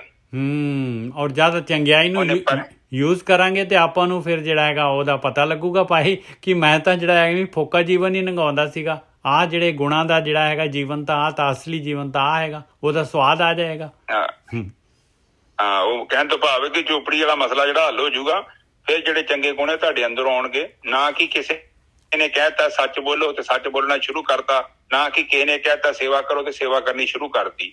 ਇਹ ਫੈਸਲੇ ਤੁਹਾਡੇ ਨੇ, ਔਰ ਇਹ ਅੰਦਰੋਂ ਆਵਾਜ਼ ਆਉਣੀ ਜ਼ਰੂਰੀ ਹੈ ਕਿ ਮੈਂ ਇਮਾਨਦਾਰ ਜੀਵਨ ਬਤੀਤ ਕਰਨਾ, ਮੈਂ ਇੱਕ ਸੁੱਚਾ ਜੀਵਨ ਬਤੀਤ ਕਰਨਾ ਹੈ, ਮੈਂ ਸੰਤੋਖ 'ਚ ਜੀਵਨ ਬਤੀਤ ਕਰਨਾ ਹੈ। ਔਰ ਇਹ ਫੈਸਲਾ ਕਿੰਨੇ ਕਰਨਾ? ਇਹ ਅੰਦਰੋਂ ਆਵਾਜ਼ ਆਉਣੀ ਚਾਹੀਦੀ, ਨਾ ਕਿ ਮੇਰੇ ਵਰਗੇ ਨੇ ਕਹਿਤਾ ਕਿ ਬਈ ਸਬਰ ਕਰ ਲਓ, ਸੰਤੋਖ 'ਚ ਰਹੋ। ਉਹ ਤੇ ਫਿਰ ਮੇਰੀ ਗੱਲ ਸੁਣ ਲਈ ਤੁਸੀਂ, ਉਹ ਤੁਹਾਡੇ ਅੰਦਰੋਂ ਥੋੜੀ ਪੈਦਾ ਹੋਈ। ਉਹ ਤੇ ਫਿਰ ਤੁਸੀਂ ਮਜਬੂਰੀ ਨਾਲ ਕਹਿਤਾ, ਹਾਂਜੀ ਵੀਰ ਜੀ ਕਹਿੰਦੇ ਸਬਰ ਕਰ ਲਓ। ਉਹ ਤੇ ਮੈਂ ਕਹਿਤਾ ਨਾ, ਮੇਰੇ ਲਫ਼ਜ਼ਾਂ ਨੇ ਤੁਹਾਨੂੰ ਸਮਝਾਤਾ, ਪਰ ਅਸਲ ਦੇ ਵਿੱਚ ਇਹ ਲਫ਼ਜ਼ ਜਿਹੜੇ ਤੁਹਾਡੇ ਅੰਦਰੋਂ ਪੈਦਾ ਹੋਣਾ ਚਾਹੀਦਾ। ਹਾਂਜੀ ਨਿੱਜਰ ਸਾਹਿਬ, ਅੱਗੇ ਚੱਲੀਏ। ਹੋਂ ਟੁੰਡੇਂਦੀ ਸੱਜਣਾ, ਦੇਖੋ ਨਾਨਕ ਆ ਗਿਆ ਵਰਡ, ਮੈਂ ਸੋਚ ਰਿਹਾ ਸੀ ਪਿਛਲਾ ਵੀ ਮਹਾਰਾਜ ਦਾ ਹੀ ਹੈ। ਹੋਂ ਟੁੰਡੇਂਦੀ ਸੱਜਣਾ, ਸੱਜਣ ਮੈਂਡੇ ਨਾਲ, ਨਾਨਕ ਅਲਖ ਨਾ ਲਖੀਏ, ਗੁਰਮੁਖ ਦੇ ਦਿਖਾਲ। ਕਹਿੰਦੇ ਮੈਂ ਤਾਂ ਉਸ ਮੇਰੇ ਸੱਜਣ ਨੂੰ, ਮੇਰੇ ਮਾਲਕ ਨੂੰ, ਮੇਰੇ ਪਤੀ ਨੂੰ, ਪਰਮਾਤਮਾ ਨੂੰ ਲੱਭ ਰਹੀ ਹਾਂ, ਤੇ ਮੈਂ ਬਾਹਰ ਹੀ ਲੱਭ ਕੇ ਜਿਹੜਾ ਹੈਗਾ ਆਪਣਾ ਜੀਵਨ ਗਾਲ ਦਿੱਤਾ। ਸੱਜਣ ਮੈਂਡੇ ਨਾਲ, ਉਹ ਮਾਲਕ ਪਰਮਾਤਮਾ ਤਾਂ ਮੇਰੇ ਅੰਦਰ ਹੀ ਸੀਗਾ, ਮੇਰੇ ਹਿਰਦੇ 'ਚ ਹੀ ਸੀਗਾ ਮਾਲਕ ਪਰਮਾਤਮਾ। ਨਾਨਕ ਅਲਖ, ਉਹ ਨਹੀਂ ਲਿਖਿਆ ਜਾਂਦਾ ਹੋਰ ਕਿਸੇ ਤਰੀਕੇ ਦੇ ਨਾਲ। ਨਾਨਕ ਅਲਖ ਨਾ ਲਖੀਏ ਕੋਈ ਤਰੀਕੇ ਦੇ ਨਾਲ, ਬਾਹਰ ਕੋਈ ਕਰਮਕਾਂਡ, ਕੋਈ ਵੇਸ, ਕੋਈ ਭੇਖ ਨਹੀਂ ਲਿਖਿਆ ਜਾਊਗਾ ਭਾਈ। ਗੁਰਮੁਖੇ ਦੇ ਦਿਖਾਲ, ਆ ਗੁਰੂ ਦਾ ਗਿਆਨ, ਆ ਬ੍ਰਹਮ ਗਿਆਨ, ਗੁਰੂ ਦੀ ਮੱਤ ਇਹੀ ਦਿਖਾ ਸਕਦੀ ਹੈ ਭਾਈ, ਇਹੀ ਦੱਸ ਸਕਦੀ ਆ, ਕਿਉਂਕਿ ਇਹਨਾਂ ਨੇ ਉਸ ਮਾਲਕ ਪਰਮਾਤਮਾ ਨੂੰ ਇਹਨਾਂ ਨੇ ਯਾਤਰਾ ਕਰ ਲਈ ਆ। ਇਹਨਾਂ ਨੇ ਸੰਸਾਰ ਸਮੁੰਦਰ, ਇਹ ਜਿਹੜਾ ਹੈਗਾ ਆਕਾਰ, ਇਹ ਸ੍ਰਿਸ਼ਟੀ, ਇਹਨੂੰ ਵੇਦ ਲਿਆ ਆ। ਇਹਨਾਂ ਦਾ ਗਿਆਨ ਜਿਹੜਾ ਹੈਗਾ ਆਪਾਂ ਨੂੰ ਰਸਤਾ ਦਿਖਾ ਸਕਦਾ ਹੈ। ਬਸ ਇਹ ਰਸਤਾ ਦਿਖਾ ਸਕਦਾ ਹੈ, ਆਪਾਂ ਨੂੰ ਚੱਲਣਾ ਆਪਾਂ ਨੂੰ ਪਊਗਾ। ਹਾਂਜੀ ਵੀਰ ਜੀ। ਹਾਂਜੀ, ਉਹ ਕਹਿੰਦੇ ਆ ਕਿ 2 ਆਦਤਾਂ ਸਾਨੂੰ ਆਪਣੇ ਜੀਵਨ 'ਚ ਲੈ ਕੇ ਆਉਣੀਆਂ ਚਾਹੀਦੀਆਂ ਨੇ। ਇੱਕ ਤੇ ਪਹਿਲੀ ਗੱਲ ਕਿ ਦੂਜੇ ਨੂੰ ਸੁਣਨ ਦੀ, ਤੇ ਇੱਕ ਹੋਰ ਗੱਲ ਆ ਆਪਣੇ ਅੰਦਰ ਗਿਆਨ ਨੂੰ ਵਧਾਉਣ ਦੀ। ਹੁਣ ਕਈ ਵਾਰੀ ਆਪਾਂ ਦੂਜੇ ਸ਼ਹਿਰ 'ਚ ਜਾਂਦੇ, ਰਸਤੇ ਦਾ ਨਹੀਂ ਪਤਾ, ਆਪਾਂ ਲੋਕਾਂ ਕੋਲ ਰਸਤਾ ਪੁੱਛਦੇ ਹਾਂ, ਸਹੀ ਹੈ ਨਜਰ ਸਾਹਿਬ? ਉਹ ਪੁੱਛਣ ਦੇ ਨਾਲ ਕੀ ਹੁੰਦਾ ਕਿ ਸਾਡਾ ਜਿਹੜਾ ਫਾਲਤੂ ਦਾ ਸਮਾਂ ਇੱਧਰ ਉੱਧਰ ਵੇਸਟ ਹੋਣਾ ਉਹ ਬਚ ਜਾਂਦਾ, ਕਿਉਂਕਿ ਉੱਥੇ ਰਹਿੰਦੇ ਆ। ਉਹ ਦੱਸ ਦੂਗਾ ਭਾਈ ਏਦਾਂ ਕਰੋ ਕਿ 100 ਮੀਟਰ ਅੱਗੇ ਜਾਓ, ਫਿਰ ਲੈਫਟ ਕਰੋ, ਫਿਰ ਰਾਈਟ ਕਰੋ, ਤੇ ਫਿਰ ਲੈਫਟ ਕਰੋ, ਮੰਜ਼ਿਲ ਤੇ ਪਹੁੰਚ ਜਾਓ। ਇਹਦਾ ਕਾਰਨ ਕੀ ਆ ਕਿ ਕਈ ਵਾਰੀ ਕਈ ਚੀਜ਼ਾਂ ਦਾ ਸਾਨੂੰ ਨਹੀਂ ਪਤਾ, ਤੇ ਇਹਦਾ ਮਤਲਬ ਪੁੱਛਣ ਦੇ ਨਾਲ ਸਾਨੂੰ ਫਾਇਦਾ ਹੈ। ਹੁਣ ਬਾਣੀ ਸਾਨੂੰ ਉਹੀ ਚੀਜ਼ ਸਮਝਾ ਰਹੀ। ਬਾਣੀ ਕਹਿੰਦੀ ਹੈ ਕਿ ਤੂੰ ਆਪਣੇ ਜੀਵਨ 'ਚ ਗਿਆਨ ਨੂੰ ਵਧਾ, ਔਰ ਗਿਆਨ ਵੀ ਤੇਰਾ ਆਪਣਾ ਹੋਣਾ ਚਾਹੀਦਾ, ਕਿਉਂਕਿ ਗਿਆਨ ਤੇ ਨਿਜਰ ਸਾਹਿਬ ਅਨੁਭਵ ਤੋਂ ਬਾਅਦ ਹੀ ਪ੍ਰਾਪਤ ਹੁੰਦਾ। ਮਤਲਬ ਕੋਈ ਕੰਮ, ਗਿਆਨ ਕਿੱਥੋਂ ਮਿਲੂਗਾ ਤੁਹਾਨੂੰ? ਗੱਲਾਂ 'ਚ ਥੋੜੀ ਗਿਆਨ ਹੈਗਾ। ਗਿਆਨ ਦਾ ਮਤਲਬ ਤੁਸੀਂ ਇੱਕ ਕੰਮ ਕੀਤਾ, ਉਹ ਕੰਮ ਕਰਨ 'ਚ ਕੀ ਕੀ ਮੁਸ਼ਕਲਾਂ ਆਈਆਂ, ਤੇ ਕਿੰਨਾ ਟਾਈਮ ਲੱਗਾ, ਕਿੰਨਾ ਨੁਕਸਾਨ ਹੋਇਆ, ਕਿੰਨਾ ਫਾਇਦਾ ਹੋਇਆ। ਜਦੋਂ ਤੁਸੀਂ ਕੋਈ ਕੰਮ ਪ੍ਰੈਕਟੀਕਲ ਕਰਦੇ ਜੋ, ਉਦੋਂ ਤੁਹਾਨੂੰ ਅਸਲੀ ਗਿਆਨ ਮਿਲਦਾ। ਬਿਲਕੁਲ ਗੋਰਖੀ ਸਾਹਿਬ। ਕਈ ਵਾਰੀ ਆਪਾਂ ਕੰਮ ਜਦ ਰਸਤਾ ਪੁੱਛ ਲਿਆ, ਹੁਣ ਰਸਤਾ ਪੁੱਛ ਕੇ ਜਦ ਆਪਾਂ ਤੁਰਾਂਗੇ ਤੇ ਤਾਦੀ ਅਗਰ ਮੰਜ਼ਿਲ ਤੇ ਪਹੁੰਚਾਂਗੇ। ਆਪਣਾ ਤੁਰਨਾ ਜਿਹੜਾ ਹੈਗਾ ਉਹ ਹੈਗਾ ਧਿਆਨ, ਉਹ ਆਪਣਾ ਗਿਆਨ ਪੈਦਾ ਹੋਣਾ। ਉਸ ਤੋਂ ਬਾਅਦ ਗਿਆਨ ਮਿਲ ਜਾਣਾ ਤੁਹਾਨੂੰ, ਬਿਲਕੁਲ ਮਿਲ ਜਾਣਾ, ਕਿਉਂਕਿ ਆਪਾਂ ਨੂੰ ਪਤਾ ਲੱਗ ਜਾਣਾ ਅਗਲੇ ਦਾ ਘਰ ਕਿਵੇਂ ਪਹੁੰਚੇ ਆ, ਕਿਹੜਾ ਕਿੱਥੇ ਲੈਫਟ ਰਾਈਟ ਲਿਆ ਸੀਗਾ, ਸਾਰਾ ਪਤਾ ਲੱਗ ਜਾਣਾ। ਪਰ ਅਗਰ ਨਿਜਰ ਸਾਹਿਬ ਅਗਲਾ ਦੱਸੂਗਾ ਕਿ 100 ਫੁੱਟ ਤੇ ਜਾ ਕੇ ਲੈਫਟ ਮੁੜਨਾ ਵਾ, ਪਹਿਲੀ ਗੱਲ ਤੇ ਤੁਸੀਂ ਵੇਖੋ 100 ਫੁੱਟ ਤੇ ਜਾ ਕੇ ਲੈਫਟ ਹੈਗਾ ਕਿ ਨਹੀਂ ਹੈਗਾ। ਹਾਂ ਬਿਲਕੁਲ। ਅਗਲਾ ਜਿਹੜਾ ਹੈਗਾ, ਅਗਲਾ ਕੋਈ ਵੈਸਾ ਹੀ ਜਿਹੜਾ ਹੈ ਬ੍ਰਹਮ ਗਿਆਨੀ ਤਾਂ ਨਹੀਂ ਹੈਗਾ, ਨਕਲੀ। ਆਗੇ ਹੋ ਗਿਆ ਜੀ। ਨਰਿੰਦਰ ਜੀ ਮਾਈਕ ਬੰਦ ਕਰ ਦਿਓ, ਤੁਸੀਂ ਬਹੁਤ ਪਤੀਲੇ ਖੜਕਾਤੇ ਜੋ। ਮੈਂ ਹੀ ਕਰਦਾ ਜੀ। ਨਰਿੰਦਰ ਜੀ ਹਾਂ, ਬਹੁਤ ਪਤੀਲੇ ਖੜਕਾਏ ਜੋ, ਕਿੱਥੇ ਚਲ ਗਏ ਜੋ? ਹਾਂਜੀ ਬੰਦ ਕਰ ਦਿਓ ਜੀ, ਬੰਦ ਕਰ ਦਿਓ ਪਲੀਜ਼। ਹਾਂ ਕੋਈ ਨਹੀਂ, ਉਹ ਕਹਿੰਦੇ ਆ ਕਿ ਤੁਸੀਂ ਕੈਮਰਾ ਵੀ ਬੰਦ ਕਰ ਦਿਓ ਜੀ, ਕੈਮਰਾ ਵੀ ਬੰਦ ਕਰ ਦਿਓ।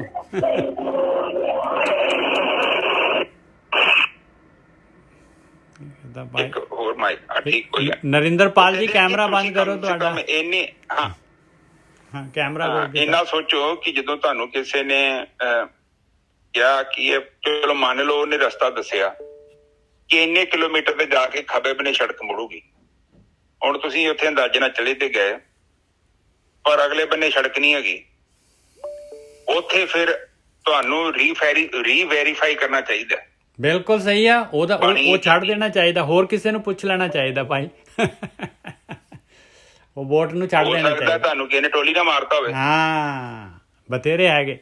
ਕਈ ਵਾਰੀ ਐਵੇਂ ਕਿ ਜਿੰਦੇ ਆਗੇ ਕਰਕੇ ਪਤਾ ਲੱਗੇ ਤੁਸੀਂ ਸ਼ਹਿਰ ਚੋਂ ਬਾਹਰ ਆ ਗਏ। ਉਹ ਕਹਿੰਦਾ ਨਹੀਂ, ਨਿਜਰ ਸਾਹਿਬ ਕਹਿੰਦੇ ਨਾ ਕਿ ਕੇਲਿਆਂ ਗੰਨੇ 'ਚ ਮੈਂ ਖੇਤ 'ਚੋਂ ਗੰਨਾ ਲੱਭਣ ਗਿਆ ਤੇ ਲੱਭਦੇ ਬੰਦਾ ਬਾਹਰ ਹੀ ਆ ਜਾਂਦਾ। ਗੰਨਾ ਨਹੀਂ ਪਸੰਦ ਆਉਂਦਾ। ਉਹ ਕਹੀ ਜਾਂਦੇ ਆਗੇ ਜਾਓ, ਪਤਾ ਲੱਗਾ ਤੁਸੀਂ ਸ਼ਹਿਰ ਚੋਂ ਬਾਹਰ ਆ ਗਏ। ਸੋ ਉਹ ਕਹਿੰਦੇ ਆ ਕਿ ਪੁੱਛਿਆ ਕਰੋ, ਆਪਣੇ ਮਨ ਨੂੰ ਚੈੱਕ ਕਰੋ ਕਿ ਤੁਹਾਡਾ ਮਨ ਆ ਕਿਤੇ ਗਲਤ ਗਾਈਡ ਤੇ ਨਹੀਂ ਕਰੀ ਜਾ ਰਿਹਾ ਤੁਹਾਨੂੰ। ਮਨ ਜਿਹੜਾ ਹੈ ਖਾਸ ਕਰਕੇ ਤੁਹਾਨੂੰ ਭਰਮਾ ਸਕਦਾ, ਔਰ ਉਹ ਵੀ ਕੰਮ ਕਰਵਾ ਸਕਦਾ ਜਿਹੜੇ ਕੰਮ ਨਹੀਂ ਕਰਨੇ ਚਾਹੀਦੇ। ਫਿਰ ਮਨ ਨੇ ਭੋਗ ਕੇ ਚੱਲ ਜਾਣਾ, ਤੇ ਤੁਸੀਂ ਫਿਰ ਬੈਠੇ ਰਹਿਣਾ ਵਾ ਜਿੱਦਾਂ ਜੂਆ ਨੀ ਬੰਦਾ ਹਾਰਨ ਤੋਂ ਬਾਅਦ ਬੈਠਾ ਰਹਿੰਦਾ। ਮੈਂ ਏਦਾਂ ਕਿਉਂ ਕੀਤਾ? ਮੇਰੀ ਘਰ ਦੀ ਕਹਿੰਦੀ ਕਿ ਨਾ ਜਾ ਇੰਨਾ ਚ ਜੂਆ ਖੇਡਣਾ। ਉਹਦਾ ਕਿਉਂ ਨੀ ਕਹਿਣਾ ਮੰਨ ਲਿਆ? ਫਿਰ ਕਹਿੰਦੇ ਪਛਤਾਨੇ ਸੇ ਕਿਆ ਫਾਇਦਾ ਜਬ ਚਿੜੀਆ ਚੁਗੀ ਖੇਤ। ਜਦੋਂ ਤੂੰ ਪੈਸੇ ਲਿਆਂਦੇ, ਜਦੋਂ ਕੱਢ ਕੇ ਘਰੋਂ ਤੁਰ ਪਿਆ, ਜਦੋਂ ਤੂੰ ਸਕੂਟਰ ਗਹਿਣੇ ਪਾਤਾ, ਜਦੋਂ ਤੂੰ ਹਾਰ ਗਹਿਣੇ ਪਾਤਾ, ਜਦੋਂ ਤੂੰ ਘਰ ਗਹਿਣੇ ਪਾਤਾ, ਤੇਰੇ ਮਨ ਚ ਉਦੋਂ ਕਿਉਂ ਨੀ ਵਿਚਾਰ ਆਇਆ ਕਿ ਜੂਆ ਖੇਡ ਦਾ ਹੁੰਦਾ ਹੀ ਨਹੀਂ ਆ। ਇਹ ਇੱਕ ਐਸੀ ਚੀਜ਼ ਹੈ, ਇਹਨੇ ਨੁਕਸਾਨ ਕਰਨਾ ਤੇਰਾ। ਤੂੰ ਉਦੋਂ ਸੋਚ ਸਕਦਾ ਸੀ, ਤੂੰ ਉਦੋਂ ਕੁਝ ਕਰ ਵੀ ਸਕਦਾ ਸੀ। ਜਿਹੜੇ ਗਏ ਦਫਾ ਕਰ, ਕਮ ਸੇ ਕਮ ਹੱਥ ਬਚਾ ਲਾ। ਪਰ ਤੂੰ ਸੋਚਿਆ ਕਿ ਵਾਪਸ ਕੱਢ ਲਾਂਗਾ। ਪਰ ਸੱਜਣਾ, ਬਿਸਕੁਟ ਦੇ ਨਾਲ ਚਾਹ ਦੇ ਵਿੱਚੋਂ ਦੂਜਾ ਬਿਸਕੁਟ ਡਿੱਗਿਆ, ਬਿਸਕੁਟ ਨਹੀਂ ਨਿਕਲਦਾ। ਇਹੋ ਸੱਚ ਆ। ਪਰ ਬੰਦਾ ਏਦਾਂ ਕਰਦਾ ਨਹੀਂ ਤਾਂ ਫਿਰ ਬਿਸਕੁਟ ਹੋਰ ਚੱਲ ਜਾਂਦਾ। ਕੀ ਕਰਦਾ, 2-3 ਬਿਸਕੁਟ ਹੋਰ ਲੈ ਆਉਂਦਾ। ਮੇਰੇ ਵਰਗੇ ਵੀ ਕਹਿੰਦੇ ਹਾਲੇ ਨਵਾਂ ਪੈਕਟ ਬੜਾ ਵਧੀਆ, ਏਦਾਂ ਕਰ ਮਕਾਨ ਵੇਚ ਦੇ, ਇਹਦੇ ਪੈਸੇ ਨਾਲ ਖੇਡੇਂਗੇ ਤੇ ਵਾਪਸ ਆ ਜਾਣਗੇ। ਉਹ ਫੇਰ ਜਾਂਦਾ, ਉਹ ਫੇਰ ਹਾਰ ਜਾਂਦਾ। ਕਰਦਿਆਂ ਫਿਰ ਆਖਰ ਤੇ ਉਹ ਸੋਚਦਾ ਕਿ ਜੇ ਕਿਤੇ ਮੈਂ ਉਦੋਂ ਹੀ ਸਬਰ ਕਰ ਲੈਂਦਾ, ਇੱਕ ਕਿਤੇ ਬਿਸਕੁਟ ਡਿੱਗਿਆ ਸੀ ਤੇ ਆੜੇ 10-15 ਇਹ ਬਚ ਜਾਂਦੇ। ਪਰ ਬੰਦਾ ਨਹੀਂ ਜੇ ਬਾਜ ਆਉਂਦਾ, ਬੰਦਾ ਏਦਾਂ ਤੁਰਿਆ ਜਾਂਦਾ। ਹਾਂਜੀ ਨਿੱਜਰ ਸਾਹਿਬ, ਅੱਗੇ ਚੱਲੀ। ਹਾਂ, ਹੰਸਾਂ ਦੇਖ ਤਰੰਦਿਆਂ ਬੱਗਾਂ ਆਇਆ ਚਾਓ। ਹੁਣ ਦੇਖ ਲਓ ਭਾਈ, ਇਸ ਰਸਤੇ ਦੇ ਉੱਤੇ ਕਹਿੰਦੇ ਆ ਕਿ ਭਾਈ ਪ੍ਰੀਤ ਜਿਹੜੀ ਅੰਦਰੋਂ ਚਾਹੀਦੀ ਆ। ਹੰਸਾਂ ਦੇਖ ਤਰੰਦਿਆਂ, ਹੰਸ ਜਿਹੜੇ ਹੈਗੇ ਆ, ਜਿਨ੍ਹਾਂ ਨੇ ਇਹ ਰਸਤੇ ਨੂੰ ਜਿਹੜਾ ਹੈਗਾ, ਇਹ ਰਸਤੇ ਨੂੰ ਨੰਬਰ 1 ਰੱਖਿਆ ਹੋਇਆ, ਜਿਨ੍ਹਾਂ ਨੇ ਜਿਹੜੇ ਲਿਵ ਵਾਲੇ ਰਸਤੇ 'ਤੇ ਜਿਹੜਾ ਹੈਗਾ, ਇਹ ਉਹਨਾਂ ਦਾ ਮੇਜਰ ਟਾਰਗੇਟ ਆ। ਉਹਨਾਂ ਨੂੰ ਦੇਖ ਕੇ ਵੀ ਉਹ ਜਿਹੜੇ ਹੈਗੇ, ਉਹਨਾਂ ਦੇ ਅੰਦਰ ਖੁਸ਼ੀ ਖੇੜਾ, ਉਹਨਾਂ ਦੇ ਚਿਹਰੇ 'ਤੇ ਲਾਲੀ, ਉਹਨਾਂ ਦੇ ਜਿਹੜੇ ਹੈਗੇ ਆ ਚਾਅ, ਉਹਨਾਂ ਨੂੰ ਦੇਖ ਕੇ ਇਹਦੇ ਅੰਦਰ ਵੀ ਚਾਅ ਆ ਜਾਂਦਾ। ਬੱਗ ਦੇ ਅੰਦਰ ਬੱਗਾਂ ਆਇਆ ਚਾਓ। ਜਿਹੜੇ ਹੈਗੇ ਦੇਖਾ ਦੇਖੀ ਜਿਹੜੇ ਹੈਗੇ, ਉਹ ਵੀ ਜਿਹੜੇ ਹੈਗੇ ਬਾਹਰੋਂ ਬਣ ਜਾਂਦੇ ਆ। ਬਈ ਗੁਰਮੁਖ ਬਣ ਗਏ ਬਾਹਰੋਂ ਜਿਹੜੇ ਹੈਗੇ ਭਗਤ, ਬਾਹਰੋਂ ਫਕੀਰ, ਬਾਹਰੀ ਫਕੀਰੀ ਫਟਾਫਟ ਧਾਰ ਲਈ ਉਹਨਾਂ ਦੇ ਵਾਂਗੂ ਜਿਹੜਾ ਹੈਗਾ। ਹੰਸਾਂ ਦੇਖ ਤਰੰਦਿਆਂ ਬੱਗਾਂ ਆਇਆ ਚਾਓ, ਡੁੱਬ ਮੂਏ ਬੱਗ ਬੱਪੜੇ ਸਿਰ ਤਲੇ ਉੱਪਰ ਪਾਓ। ਪਰ ਉਹ ਜਿਹੜੇ ਹੈਗੇ ਚੋਪੜੀ ਪ੍ਰੀਤ ਵਾਲੇ ਜਿਹੜੇ ਬੱਗ ਹੈਗੇ, ਕਹਿੰਦੇ ਉਹ ਡੁੱਬ ਜਾਂਦੇ ਆ ਭਾਈ। ਉਹ ਸੰਸਾਰ ਸਮੁੰਦਰ 'ਚ ਹੀ ਰਹਿ ਜਾਂਦੇ ਆ। ਉਹ ਅੰਦਰੋਂ ਭਗਤੀ ਨਹੀਂ ਕਰਦੇ, ਆਪਣੇ ਅੰਦਰ ਨਹੀਂ ਵੜਦੇ, ਧਿਆਨ ਸਿਮਰਨ ਨਹੀਂ ਕਰਦੇ, ਵਿਚਾਰ ਨਹੀਂ ਦੇਖਦੇ, ਵਿਚਾਰ ਨਹੀਂ ਬੰਦ ਕਰਦੇ, ਸਮਾਂ ਨਹੀਂ ਲਗਾਉਂਦੇ ਆਪਣੇ ਅੰਦਰ ਜਿਹੜਾ ਹੈਗਾ ਭਗਤੀ ਦਾ। ਉਹਨਾਂ ਨੂੰ ਪ੍ਰੀਤ ਨਹੀਂ ਹੁੰਦੀ ਅਤੇ ਉਹ ਡੁੱਬ ਜਾਂਦੇ ਆ ਭਾਈ। ਜਿਵੇਂ ਡੁੱਬ ਜਾਂਦਾ ਕੋਈ ਪੰਛੀ ਡੁੱਬੂਗਾ ਪੈਰ ਉੱਪਰ ਤੇ ਸਿਰ ਥੱਲੇ, ਅਤੇ ਇਸ ਸੰਸਾਰ ਦੇ ਵਿੱਚ ਹੀ ਜਿਹੜਾ ਜੂਨਾਂ ਦੇ ਵਿੱਚ ਘੁੰਮਦੇ ਆ। ਹਾਂਜੀ ਵੀਰ ਜੀ। ਹਾਂਜੀ, ਮੈਂ ਅੱਜ ਨਾਨਕੇ ਗਿਆ ਤੇ ਉੱਥੇ ਮੈਂ ਫੇਸਬੁੱਕ ਤੇ ਵੇਖਣ ਦਿਆ ਤੇ ਉੱਥੇ ਪਤਾ ਨਹੀਂ ਹੋਲੇ ਮਹੱਲੇ ਲਈ ਅਨੰਦਪੁਰ ਸਾਹਿਬ ਗਏ ਨੇ ਇੱਕ ਮੁੰਡੇ, ਤੇ ਉੱਥੇ ਨਹਿਰਾਂ ਨੂਰਾਂ ਬੜੀਆਂ ਸੋਹਣੀਆਂ, ਤੁਹਾਨੂੰ ਪਤਾ ਨਾ ਸਾਧ ਸੰਗਤ ਜੀ, ਉਹ 'ਚ 2 ਮੁੰਡੇ ਡੁੱਬ ਕੇ ਮਰ ਗਏ। ਹਾਏ ਹਾਏ। ਪਰ ਮੈਂ ਮਹਿਸੂਸ ਕਰਦਾ ਵਾਂ ਕਿ ਉੱਥੇ ਨਾ ਜਦੋਂ ਨਦੀ ਦੇ ਕਿਨਾਰੇ ਜਾਈਦਾ ਨਾ ਤੇ ਲੱਗਦਾ ਕਿ ਬੜਾ ਆਸਾਨ ਹੈ ਤੈਰਨਾ, ਪਰ ਜੇ ਤੈਨੂੰ ਤੈਰਨਾ ਹੀ ਨਹੀਂ ਆਉਂਦਾ, ਤੇਰਾ ਫਰਜ਼ ਨਹੀਂ ਬੰਦਾ ਨਹਿਰ 'ਚ ਵੜਨ ਦਾ। ਉਹ ਤਾਂ ਬਹੁਤ ਤੇਜ਼ ਪਾਣੀ ਹੈ ਗੁਰਕੀ ਸਾਹਿਬ, ਬਹੁਤ ਤੇਜ਼ ਹੈ ਪਾਣੀ ਉਹ। ਹਾਂ, ਔਰ ਇਹ ਲੋਕ ਅੰਡਰ ਐਸਟੀਮੇਟ ਕਰਦੇ ਆ। ਹੁਣ ਹੰਸ ਤੇ ਬੈਠਾ ਵਾ, ਹੰਸ ਦੇ ਤੇ ਪੱਲੇ ਵੀ ਆ ਕੁਝ। ਇਸੇ ਮੇਰੇ ਵਰਗੇ ਬੰਗਲੇ ਵੀ ਉਸੇ ਉਹ ਕਰਦੇ ਨੇ, ਹੰਸ ਬੜਾ ਆਰਾਮ ਨਾਲ ਤਰਨਦੇ ਆ।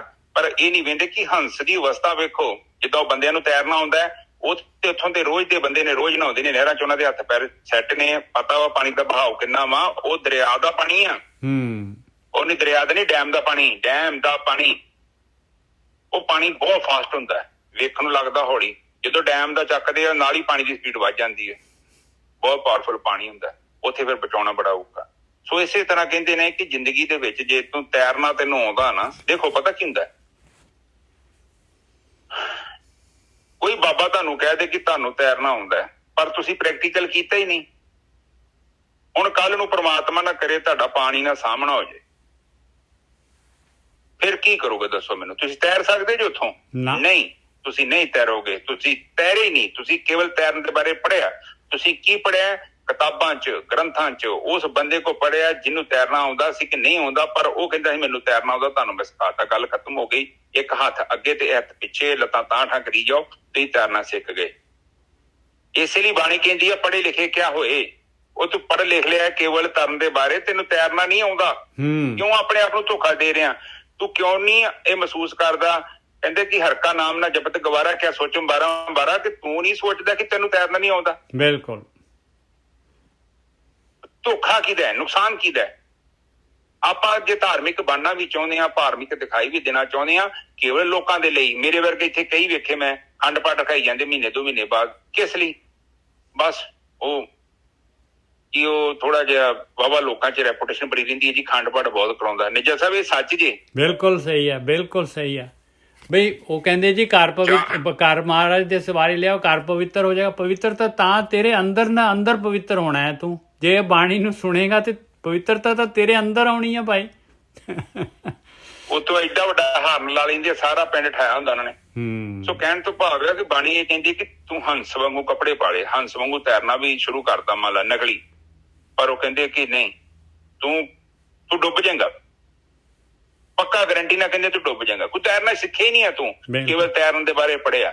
ਬਿਲਕੁਲ ਸਹੀ ਹੈ ਜੀ, ਬਿਲਕੁਲ ਸਹੀ ਹੈ। ਤੈਨੂੰ ਨਹੀਂ ਪਤਾ ਆਤਮਾ ਕੀ ਆ, ਪਰਮਾਤਮਾ ਕੀ ਆ। ਤੂੰ ਸ਼ਬਦ ਪੜ੍ਹ ਲਏ ਨੇ, ਕਿੱਥੋਂ ਪੜ੍ਹ ਲਏ ਨੇ? ਗ੍ਰੰਥਾਂ ਚੋਂ ਪੜ੍ਹ ਲਏ ਨੇ। ਤੂੰ ਪੜ੍ਹ ਲਿਆ ਸਮਾਧੀ ਕੀ ਹੈ, ਫਿਰ ਤੂੰ ਬੋਲਣਾ ਸ਼ੁਰੂ ਕਰ ਦਿੰਦਾ ਸਮਾਧੀ ਚ ਇਹ ਹੁੰਦਾ, ਸਮਾਧੀ ਚ ਉਹ ਹੁੰਦਾ। ਜਿੱਦਾਂ ਮੇਰੇ ਵਰਗਾ ਬੈਠਾ ਕਹੀ ਜਾਵੇ ਜੀ ਨਦੀ ਚ ਏਦਾਂ ਤੈਰੀਦਾ ਜੀ, ਇੱਕ ਹੱਥ ਅੱਗੇ ਤੇ ਇੱਕ ਹੱਥ ਪਿੱਛੇ, ਫਿਰ ਪਾਣੀ ਬੜਾ ਤੇਜ਼ ਹੁੰਦਾ, ਹੱਥ ਜ਼ਿਆਦੇ ਮਾਰੀ ਜਾਓ।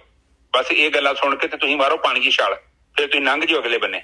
ਨਿਜਰ ਸਾਹਿਬ ਨਾ ਵਿੱਚ ਹੀ ਡੁੱਬ ਕੇ ਚਲੇ ਜਾਵਾਂਗੇ ਨਾਲ ਹੀ ਨਾਲ।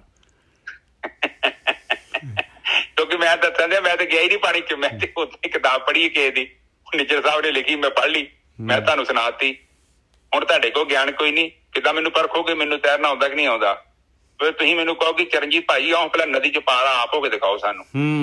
ਤੇ ਮੈਂ ਕਹੂੰਗਾ ਨਹੀਂ ਜੀ ਮੈਂ ਨਹੀਂ ਹੁੰਦਾ, ਮੈਂ ਆਲਰੇਡੀ ਪਾ ਰਿਹਾ, ਮੈਂ ਪਤਾ ਨਹੀਂ ਮੈਂ ਪਾਰਗ੍ਰਾਮੀ ਆ, ਮੈਂ ਬੜਾ ਵੱਡਾ ਸੰਤ। ਮੇਰੀ ਡਾਇਰੈਕਟ ਗੱਲ। ਹਾਂ ਮੈਨੂੰ ਨਾ ਬੁਖਾਰ ਚੜਿਆ ਹੋਇਆ, ਮੈਂ ਨਹੀਂ ਪਾਣੀ ਚ ਉਤਰ ਸਕਦਾ। ਫਿਰ ਉਹ ਕਹਿੰਦੇ ਆ ਕਿ ਫਿਰ ਬਾਬਾ ਜੀ ਬੁਖਾਰ ਤੇ ਚੜਿਆ ਹੋਇਆ। ਹਾਂਜੀ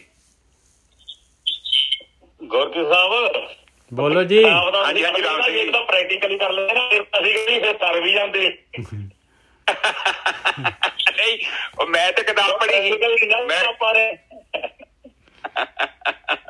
ਮੈਂ ਕਿਤਾਬ ਪੜ੍ਹ ਕੇ ਤੁਹਾਨੂੰ ਸੁਣਾਤੀ। ਇਹੋ ਹਿਸਾਬ ਹੈ ਉਹ ਕਿ ਬਾਣੀ ਤੇ ਕਹਿੰਦੀ ਕਿ ਰਾਮ ਰਾਮ ਕਰਤਾ ਸਭ ਜੱਗ ਫਿਰੇ, ਰਾਮ ਨਾ ਪਾਇਆ ਜਾਏ। ਆਹੋ ਸਾਰੇ ਕਰੀ ਜਾਂਦੇ ਆ ਤੇ ਕਿਤਾਬਾਂ ਪੜ੍ਹ ਕੇ ਉਹ ਤਾਈਓ ਮਨਾ ਕਰਦੇ, ਕਹਿੰਦੇ ਪੜ੍ਹ ਗੱਡੇ ਲੱਦੀਏ, ਕਿਵੇਂ ਨਾ ਕਿਤਾਬ ਪੜ੍ਹ ਕੇ ਆਪਣਾ ਦਿਮਾਗ ਖਰਾਬ ਕਰ ਲਈਏ, ਤੈਨੂੰ ਫਿਰ ਭਰਮ ਪੈ ਜਾਣਾ ਕਿ ਤੂੰ ਬੜਾ ਵੱਡਾ ਗਿਆਨੀ ਆ। ਪਰ ਐਕਚੁਅਲੀ ਤੈਨੂੰ ਪਾਣੀ ਦਾ ਊੜਾ ਵੀ ਨਹੀਂ ਆਉਂਦਾ ਹੀ, ਤੂੰ ਪਾਣੀ ਨੂੰ ਮਿਲਿਆ ਹੀ ਨਹੀਂ। ਫਿਰ ਉਹ ਕਹਿੰਦੇ ਪਾਣੀ ਨੂੰ ਮਿਲਣਾ ਕਿੱਦਾਂ? ਉਹ ਕਹਿੰਦੇ ਕਾਮ ਕ੍ਰੋਧ ਲੋਭ ਮੋਹ ਹੰਕਾਰ, ਤੂੰ ਇਹਨਾਂ ਤੋਂ ਮੁਕਤ ਆ। ਤੂੰ ਕਿੱਦਾਂ ਕਹਿਤਾ ਕਿ ਮੈਂ ਮੁਕਤ ਆ? ਜੇ ਮੁਕਤ ਆ ਤੇ ਬੈਠਾ ਕਿੱਥੇ ਆ ਤੂੰ? ਹਰ ਮਾਲਕ ਲੋਕਾਂ ਦਾ ਸ਼ਕੀ ਜਾਣਦੇ ਆ। 3 ਕਰੋੜ ਦੀ ਗੱਡੀ ਚੁੱਕੀ ਫਿਰਦਾ, ਕਿੱਥੋਂ ਆਈ ਆ? ਤੇਰੀ ਆ? ਨਹੀਂ ਇਹ ਤੇ ਨਹੀਂ, ਮੈਨੂੰ ਇਹ ਫਲਾਣੇ ਬਾਬੇ ਨੇ ਚੜਾਈ ਦੀ ਆ, ਫਲਾਣੀ ਸੰਗਤ ਹੀ ਅਮਰੀਕਾ ਵਾਲੀ ਉਹ ਦੇ ਗਈ ਆ। ਅੱਛਾ ਠੀਕ ਆ। ਆ ਤੇਰੀ ਬੈਂਕ ਚ ਜਿਹੜੇ ਨਾਮਧਾਰੀ ਵਾਲੇ ਵਿਚਾਰੇ ਉਹਨਾਂ ਦੇ ਵਾਨੀ 65,000 ਕਰੋੜ ਪਤਾ ਨੀ ਕਿੰਨੇ, ਇਹ ਪੈਸੇ ਕਿੱਥੋਂ ਆਏ ਆ? ਇਹ ਤੇ ਚੰਦਾ ਵਾ, ਇਹ ਤੇ ਲੋਕਾਂ ਦੇ ਕਲਿਆਣ ਲਈ ਵਰਤਣਾ ਸੀ ਪੈਸਾ। ਇਹ ਪੈਸਾ ਵਰਤਿਆ ਕਿਉਂ ਨਹੀਂ ਲੋਕਾਂ ਨੂੰ? ਹੁਣ ਬਾਦਲ ਸਾਹਿਬ 95 ਸਾਲ ਦੀ ਉਮਰ ਚ ਆ ਕੇ ਹੁਣ ਕਹਿੰਦੇ ਕਿ ਜਿਹੜੀ ਮੇਰੀ ਪੈਨਸ਼ਨ ਹੈ ਨਾ ਉਹ ਮੈਂ ਨਹੀਂ ਲੈਣੀ। ਅੱਛਾ ਹਾਂ ਮੈਂ ਸ਼ੁਕਰ ਹੈ ਬਾਦਲ ਸਾਹਿਬ, ਤੁਸੀਂ ਕਿਰਪਾ ਕੀਤੀ ਆ। ਤੁਹਾਡਾ ਫਰਜ਼ ਸੀ ਬਣਦਾ ਕਿ ਆ 100 ਕਿੱਲਾ ਪੈਲੀ ਆ, ਇਹਨੂੰ ਵੇਚ ਕੇ ਮੈਂ ਕੋਈ ਇੱਥੇ ਐਸੀ ਚੀਜ਼ ਬਣਾ ਕੇ ਜਾਵਾਂਗਾ ਜਿਹਦੇ ਤੋਂ ਮੈਨੂੰ ਕੁਛ ਨਹੀਂ ਚਾਹੀਦਾ। ਆਪ ਐਡੀ ਗੱਲ ਬੋਲਦੇ ਤੇ ਸੱਚੀ ਮੰਨਦਾ ਜੀਵਨ, ਕਿਉਂਕਿ ਕਰੋੜਾਂ ਹੀ ਖਾਦਾ ਵਾ। ਤੁਸੀਂ ਇਹ ਇੱਕ ਕਲੇਮ ਕਰ ਦਿੰਦੇ ਕਿ ਮੈਂ ਇਹਦਾ ਕੋਈ ਦੁੱਖ ਨਹੀਂ ਲੈਂਦਾ, ਇਹ ਲੋਕਾਂ ਦੀ ਭਲਾਈ ਦੇ ਲਈ, ਲੋਕਾਂ ਦੀ ਸੇਵਾ ਦੇ ਲਈ ਮੈਂ ਪੈਸਾ ਦੇਣਾ ਚਾਹੁੰਦਾ। ਸੁਖਬੀਰ ਸਿੰਘ ਤੇ ਗੱਲ ਬਣਦੀ। ਗੋਰਕੀ ਸਾਹਿਬ ਸੁਖਬੀਰ ਬਾਦਲ ਨੇ ਗੋਲੀ ਮਾਰ ਦੇਣੀ ਆ ਉਹਨਾਂ ਨੂੰ। ਏਦਾਂ ਹੀ ਪੰਗਾ। ਇਹ ਸਿਚੁਏਸ਼ਨ ਗੁਰੂ ਨਾਨਕ ਪਾਤਸ਼ਾਹ ਘਰ ਆਈ ਸੀ। ਗੁਰੂ ਨਾਨਕ ਪਾਤਸ਼ਾਹ ਜੀ ਨੇ ਵੇਖ ਲਓ ਗੱਦੀ ਘਰੇ ਨਹੀਂ ਦਿੱਤੀ। ਕਾਬਲੀਅਤ ਤੇ ਇੱਥੇ ਮੇਰੇ ਵਰਗੇ ਵੀ ਕਿ ਸੰਤ ਬਣਿਆ ਹੋਵੇ ਮਾੜਾ ਮੋਟਾ, ਸ਼ਾਮੀ ਰੁਪਈਆ 2-4 ਹਜ਼ਾਰ ਚੜ੍ਹਦਾ ਹੋਵੇ ਤੇ ਮੈਂ ਕਹਾਂਗੀ ਉਹ ਫਲਾਨਾ ਬੰਦਾ ਬੜਾ ਕਾਬਿਲ ਹੈਗਾ ਉਹਨੂੰ ਦੇ ਦਾਂ। ਨਹੀਂ ਏਦਾਂ ਨਹੀਂ ਮੈਂ ਕਰਾਂਗਾ। ਮੈਂ ਆਪਣੇ ਕੇ ਬੱਚੇ ਨੂੰ ਬਿਠਾ ਕੇ ਜਾਵਾਂਗਾ। ਨਜਰ ਸਾਹਿਬ ਬਿਲਕੁਲ ਇਸ ਤਰ੍ਹਾਂ ਹੀ ਆ ਜੀ। ਇੱਕ ਏਦਾਂ ਹੀ ਆ ਸੰਸਾਰ। ਕਿਉਂਕਿ ਜਦੋਂ ਮੈਂ ਸੰਸਾਰ 'ਚ ਬੈਠਾ ਹਾਂ ਤੇ ਮੇਰੀ ਜਿਹੜੀ ਵਿਜ਼ਨ ਹੈ ਉਹ ਧੁੰਦਲੀ ਹੋ ਜਾਣੀ ਹੈ। ਮੈਨੂੰ ਨਹੀਂ ਦਿਖਣਾ, ਮੇਰੀ ਚੰਗਾਈ ਬਹੁਤ ਘੱਟ ਜਾਣੀ ਹੈ, ਮੇਰੇ 'ਚ ਬੁਰਾਈ ਜ਼ਿਆਦਾ ਆ ਜਾਣੀ। ਤੇ ਜਦੋਂ ਅੰਨਾ ਬੰਦਾ ਰੋੜੀਆਂ ਬਣਦਾ ਤੇ ਆਪਣੇ ਨੂੰ ਦਿੰਦਾ, ਉਹ ਬਾਹਰ ਦੇ ਨੂੰ ਨਹੀਂ ਦਿੰਦਾ। ਉਹ ਹਿਸਾਬ ਹੋ ਜਾਂਦਾ। ਸੋ ਕਥਾ ਫੇਰ ਲੰਬੀ ਹੋ ਗਈ। ਹਾਂਜੀ ਨਜਾ ਸਾਹਿਬ ਇੱਥੇ ਗੱਲ ਫੇਰ ਪੁਆਇੰਟ ਦੀ ਗੱਲ ਕਰਦੇ ਆ। ਕਹਿੰਦੇ ਹੰਸ ਬਣਨਾ ਹੈ, ਬੰਗਲੇ ਬਣ ਕੇ ਹੰਸ ਦੀ ਐਕਟਿੰਗ ਨਹੀਂ ਕਰਨੀ। ਐਕਚੁਅਲੀ ਆਪਾਂ ਨੂੰ ਹੰਸ ਬਣਨਾ ਪਊ। ਜੇ ਆਪਾਂ ਮਨ ਦੇ ਵਿੱਚ ਬੈਠੇ ਆ ਕਿ ਬਾਹਰੋਂ ਬੰਗਲੇ ਬਣ ਕੇ ਹੰਸ ਦੇ ਮੁਕਾਬਲਾ ਕਰ ਰਹੇ ਆ, ਔਰ ਇਹਦੇ ਚ ਨੁਕਸਾਨ ਕਿਹਦਾ ਹੈ? ਸਾਡਾ। ਕਿਸੇ ਦਾ ਨੁਕਸਾਨ ਨਹੀਂ, ਕਿਸੇ ਹੰਸ ਦਾ ਨੁਕਸਾਨ ਨਹੀਂ। ਨਜਰ ਸਾਹਿਬ ਇਹੋ ਗੱਲ ਹੈ ਜੀ। ਬਿਲਕੁਲ ਸਹੀ ਗੱਲ ਹੈ। ਹਾਂਜੀ ਅੱਗੇ ਚੱਲੀਏ। ਮੈਂ ਜਾਣਿਆ ਵੱਡ ਹੰਸ ਹੈ ਤਾਂ ਮੈਂ ਕੀਤਾ ਸੰਗ। ਆਹ ਦੇਖ ਲਓ ਕੀ ਕਹਿ ਰਹੇ ਮਹਾਰਾਜ। ਕਹਿੰਦੇ ਮੈਂ ਜਿਹੜਾ ਹੈਗਾ ਸਮਝਿਆ ਸੀਗਾ ਇਹ ਮਹਾਂਪੁਰਖ ਹੈਗੇ, ਇਹਨਾਂ ਦੇ ਕੁਛ ਇਹ ਮੈਨੂੰ ਤਾਰ ਦੇਣਗੇ ਇਹ ਤਾਂ ਵਡਹੰਸ ਬਹੁਤ ਕਹਿੰਦੇ ਬਹੁਤ ਹੀ ਜਿਹੜੇ ਪਵਿੱਤਰ ਹੈਗੇ ਆ, ਮੋਤੀ ਚੁਗਦੇ ਆਏ, ਇਹ ਬ੍ਰਹਮ ਗਿਆਨੀ ਹੈਗੇ। ਮੈਂ ਤਾਂ ਇਹ ਸੋਚਿਆ ਸੀਗਾ, ਮੈਂ ਜਾਣਿਆ ਵਡਹੰਸ ਹੈ ਤਾਂ ਮੈਂ ਕੀਤਾ ਸੰਗ, ਤਾਂ ਮੈਂ ਇਹਨਾਂ ਦੀ ਸੰਗਤ ਕੀਤੀ, ਤਾਂ ਮੈਂ ਇਹਨਾਂ ਦੇ ਪਿੱਛੇ ਗਿਆ। ਜੇ ਜਾਣਾ ਬਗ ਬੱਪੜਾ ਜਨਮੇ ਨਾ ਭੇੜੀ ਅੰਗ। ਜੇ ਮੈਨੂੰ ਪਤਾ ਹੁੰਦਾ ਇਹ ਤਾਂ ਵਿਚਾਰਾ ਜਿਹੜਾ ਹੈਗਾ ਬੱਗ ਹੈਗਾ ਆ, ਇਹ ਤਾਂ ਡੱਡੀਆਂ ਛਕਦਾ ਹੈ, ਇਹ ਜਿਹੜਾ ਹੈਗਾ ਇਹ ਤਾਂ ਕਾਮ ਕ੍ਰੋਧ ਲੋਭ ਓਂਕਾਰ ਦੇ ਵਿੱਚ ਬੈਠਾ ਹੋਇਆ। ਮੈਂ ਤਾਂ ਬਿਲਕੁਲ ਪਹਿਲਾਂ ਤੋਂ ਹੀ ਜਿਹੜਾ ਸ਼ੁਰੂ ਤੋਂ ਆਪਣਾ ਜਨਮ ਗਵਾਉਂਦਾ ਹੀ ਨਾ ਇਹਦੇ ਪਿੱਛੇ ਲੱਗ ਕੇ। ਇਹਦਾ ਮਤਲਬ ਜਦ ਹੁਣ ਪਤਾ ਲੱਗ ਗਿਆ ਤੇ ਮਹਾਰਾਜ ਕਹਿੰਦੇ ਜੇ ਪਹਿਲਾਂ ਪਤਾ ਲੱਗਦਾ ਮੈਂ ਪਹਿਲਾਂ ਹਟ ਜਾਂਦਾ ਇਹਦੇ ਤੋਂ। ਆਪਾਂ ਤਾਂ ਹੁਣ ਵੀ ਨਹੀਂ ਹਟਦੇ, ਆਪਾਂ ਤਾਂ ਕਹਿੰਦੇ ਇਹਨੇ ਤਾਰਨਾ ਹੀ ਤਾਰਨਾ ਹੈਗਾ। ਹਾਂਜੀ ਗੁਰਕੀ ਸਾਹਿਬ।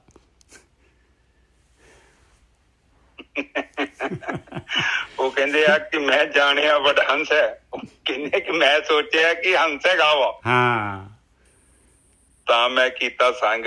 ਮੈਂ ਇਸ ਕਰਕੇ ਸੰਗ ਕਰ ਲਿਆ ਕਿਉਂਕਿ ਇਹਨੇ ਹੰਸ ਵਰਗੇ ਕੱਪੜੇ ਪਾਏ ਸੀ, ਮੇਰੇ ਵਰਗੇ ਨੇ ਚਿੱਟੇ ਰੰਗ ਦੇ, ਪੂਰਾ ਮੇਕਅਪ ਓਕੇ।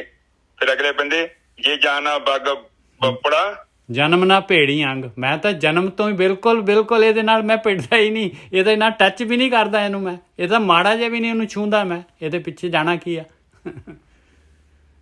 ਉਹ ਕਹਿੰਦੇ ਮੈਂ ਐਸੇ ਬੰਦੇ ਕੋ ਦੂਰ ਰਹਿਣਾ, ਮੈਂ ਆਪਣੀ ਬੁੱਧੀ ਦਾ ਇਸਤੇਮਾਲ ਕਰਾਂਗਾ। ਬੁੱਧੀ ਕੀ ਕਹਿੰਦੀ ਆ? ਬੁੱਧੀ ਕਹਿੰਦੀ ਆ ਉਦਾਲਾ ਦਾ ਪਾਲਾ ਦੇਖ, ਉਹ ਕਿਦਾਂ ਦਾ ਜੀਵਨ ਬਤੀਤ ਕਰ ਰਿਹਾ। ਸੱਚੀ ਉਹ ਸੰਤ ਹੈਗਾ? ਨਹੀਂ, ਤੁਹਾਡੀ ਬੁੱਧੀ ਨੇ ਕਹਿਣਾ ਉਹ ਠੱਗ ਹੈਗਾ। ਪਰ ਆਪਾਂ ਕੀ ਕਹਿੰਦੇ ਆ? ਨਹੀਂ, ਤੈਨੂੰ ਨਹੀਂ ਕੁਛ ਪਤਾ। ਉਹ ਵੇਖ 1 ਲੱਖ ਬੰਦਾ ਉਸ ਬੰਦੇ ਦਾ ਲੈਕਚਰ ਸੁਣਦਾ ਪਿਆ ਤੇ ਉਹ ਵੇਖ।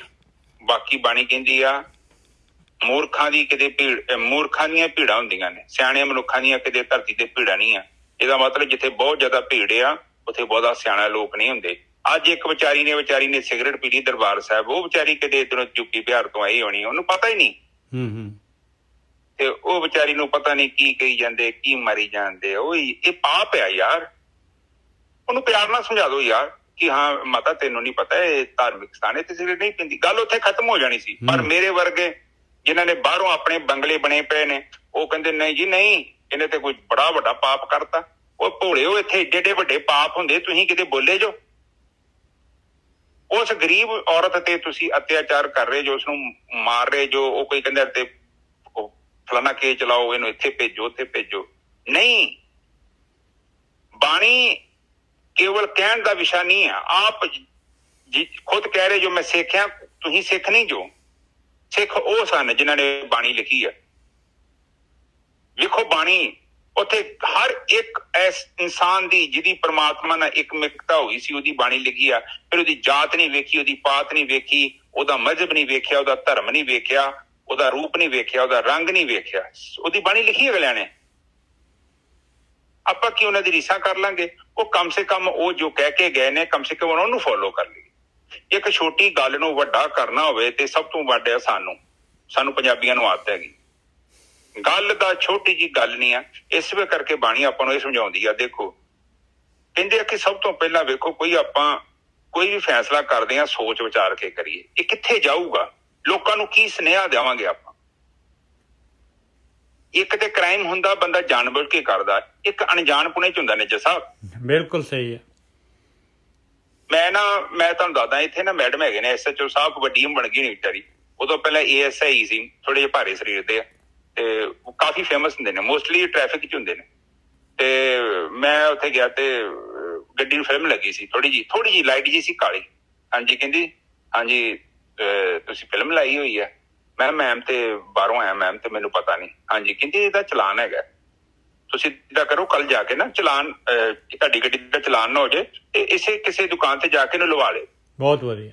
ਇਹਦਾ ਮਤਲਬ ਦੇਖੋ ਇਹ ਸੋਚ ਆ ਉਸ ਔਰਤ ਦੀ, ਮੈਂ ਰਿਸਪੈਕਟ ਕਰਦਾ ਵਾਂ। ਉਹ ਕਾਫੀ ਵਾਰੀ ਮੈਨੂੰ ਮਿਲੀ ਆ। ਕਈ ਲੋਕ ਇੰਨੀ ਉਹ ਸੋਚ ਰੱਖ ਕੇ ਚੱਲਦੇ ਨੇ ਕਿ ਇਹ ਨਹੀਂ ਕਿ ਇਹਦਾ ਚਲਾਨ ਕੱਟ ਸਕਦੀ ਸੀ ਮੇਰਾ ਚਲਾਨ ਉਹ। ਬਿਲਕੁਲ।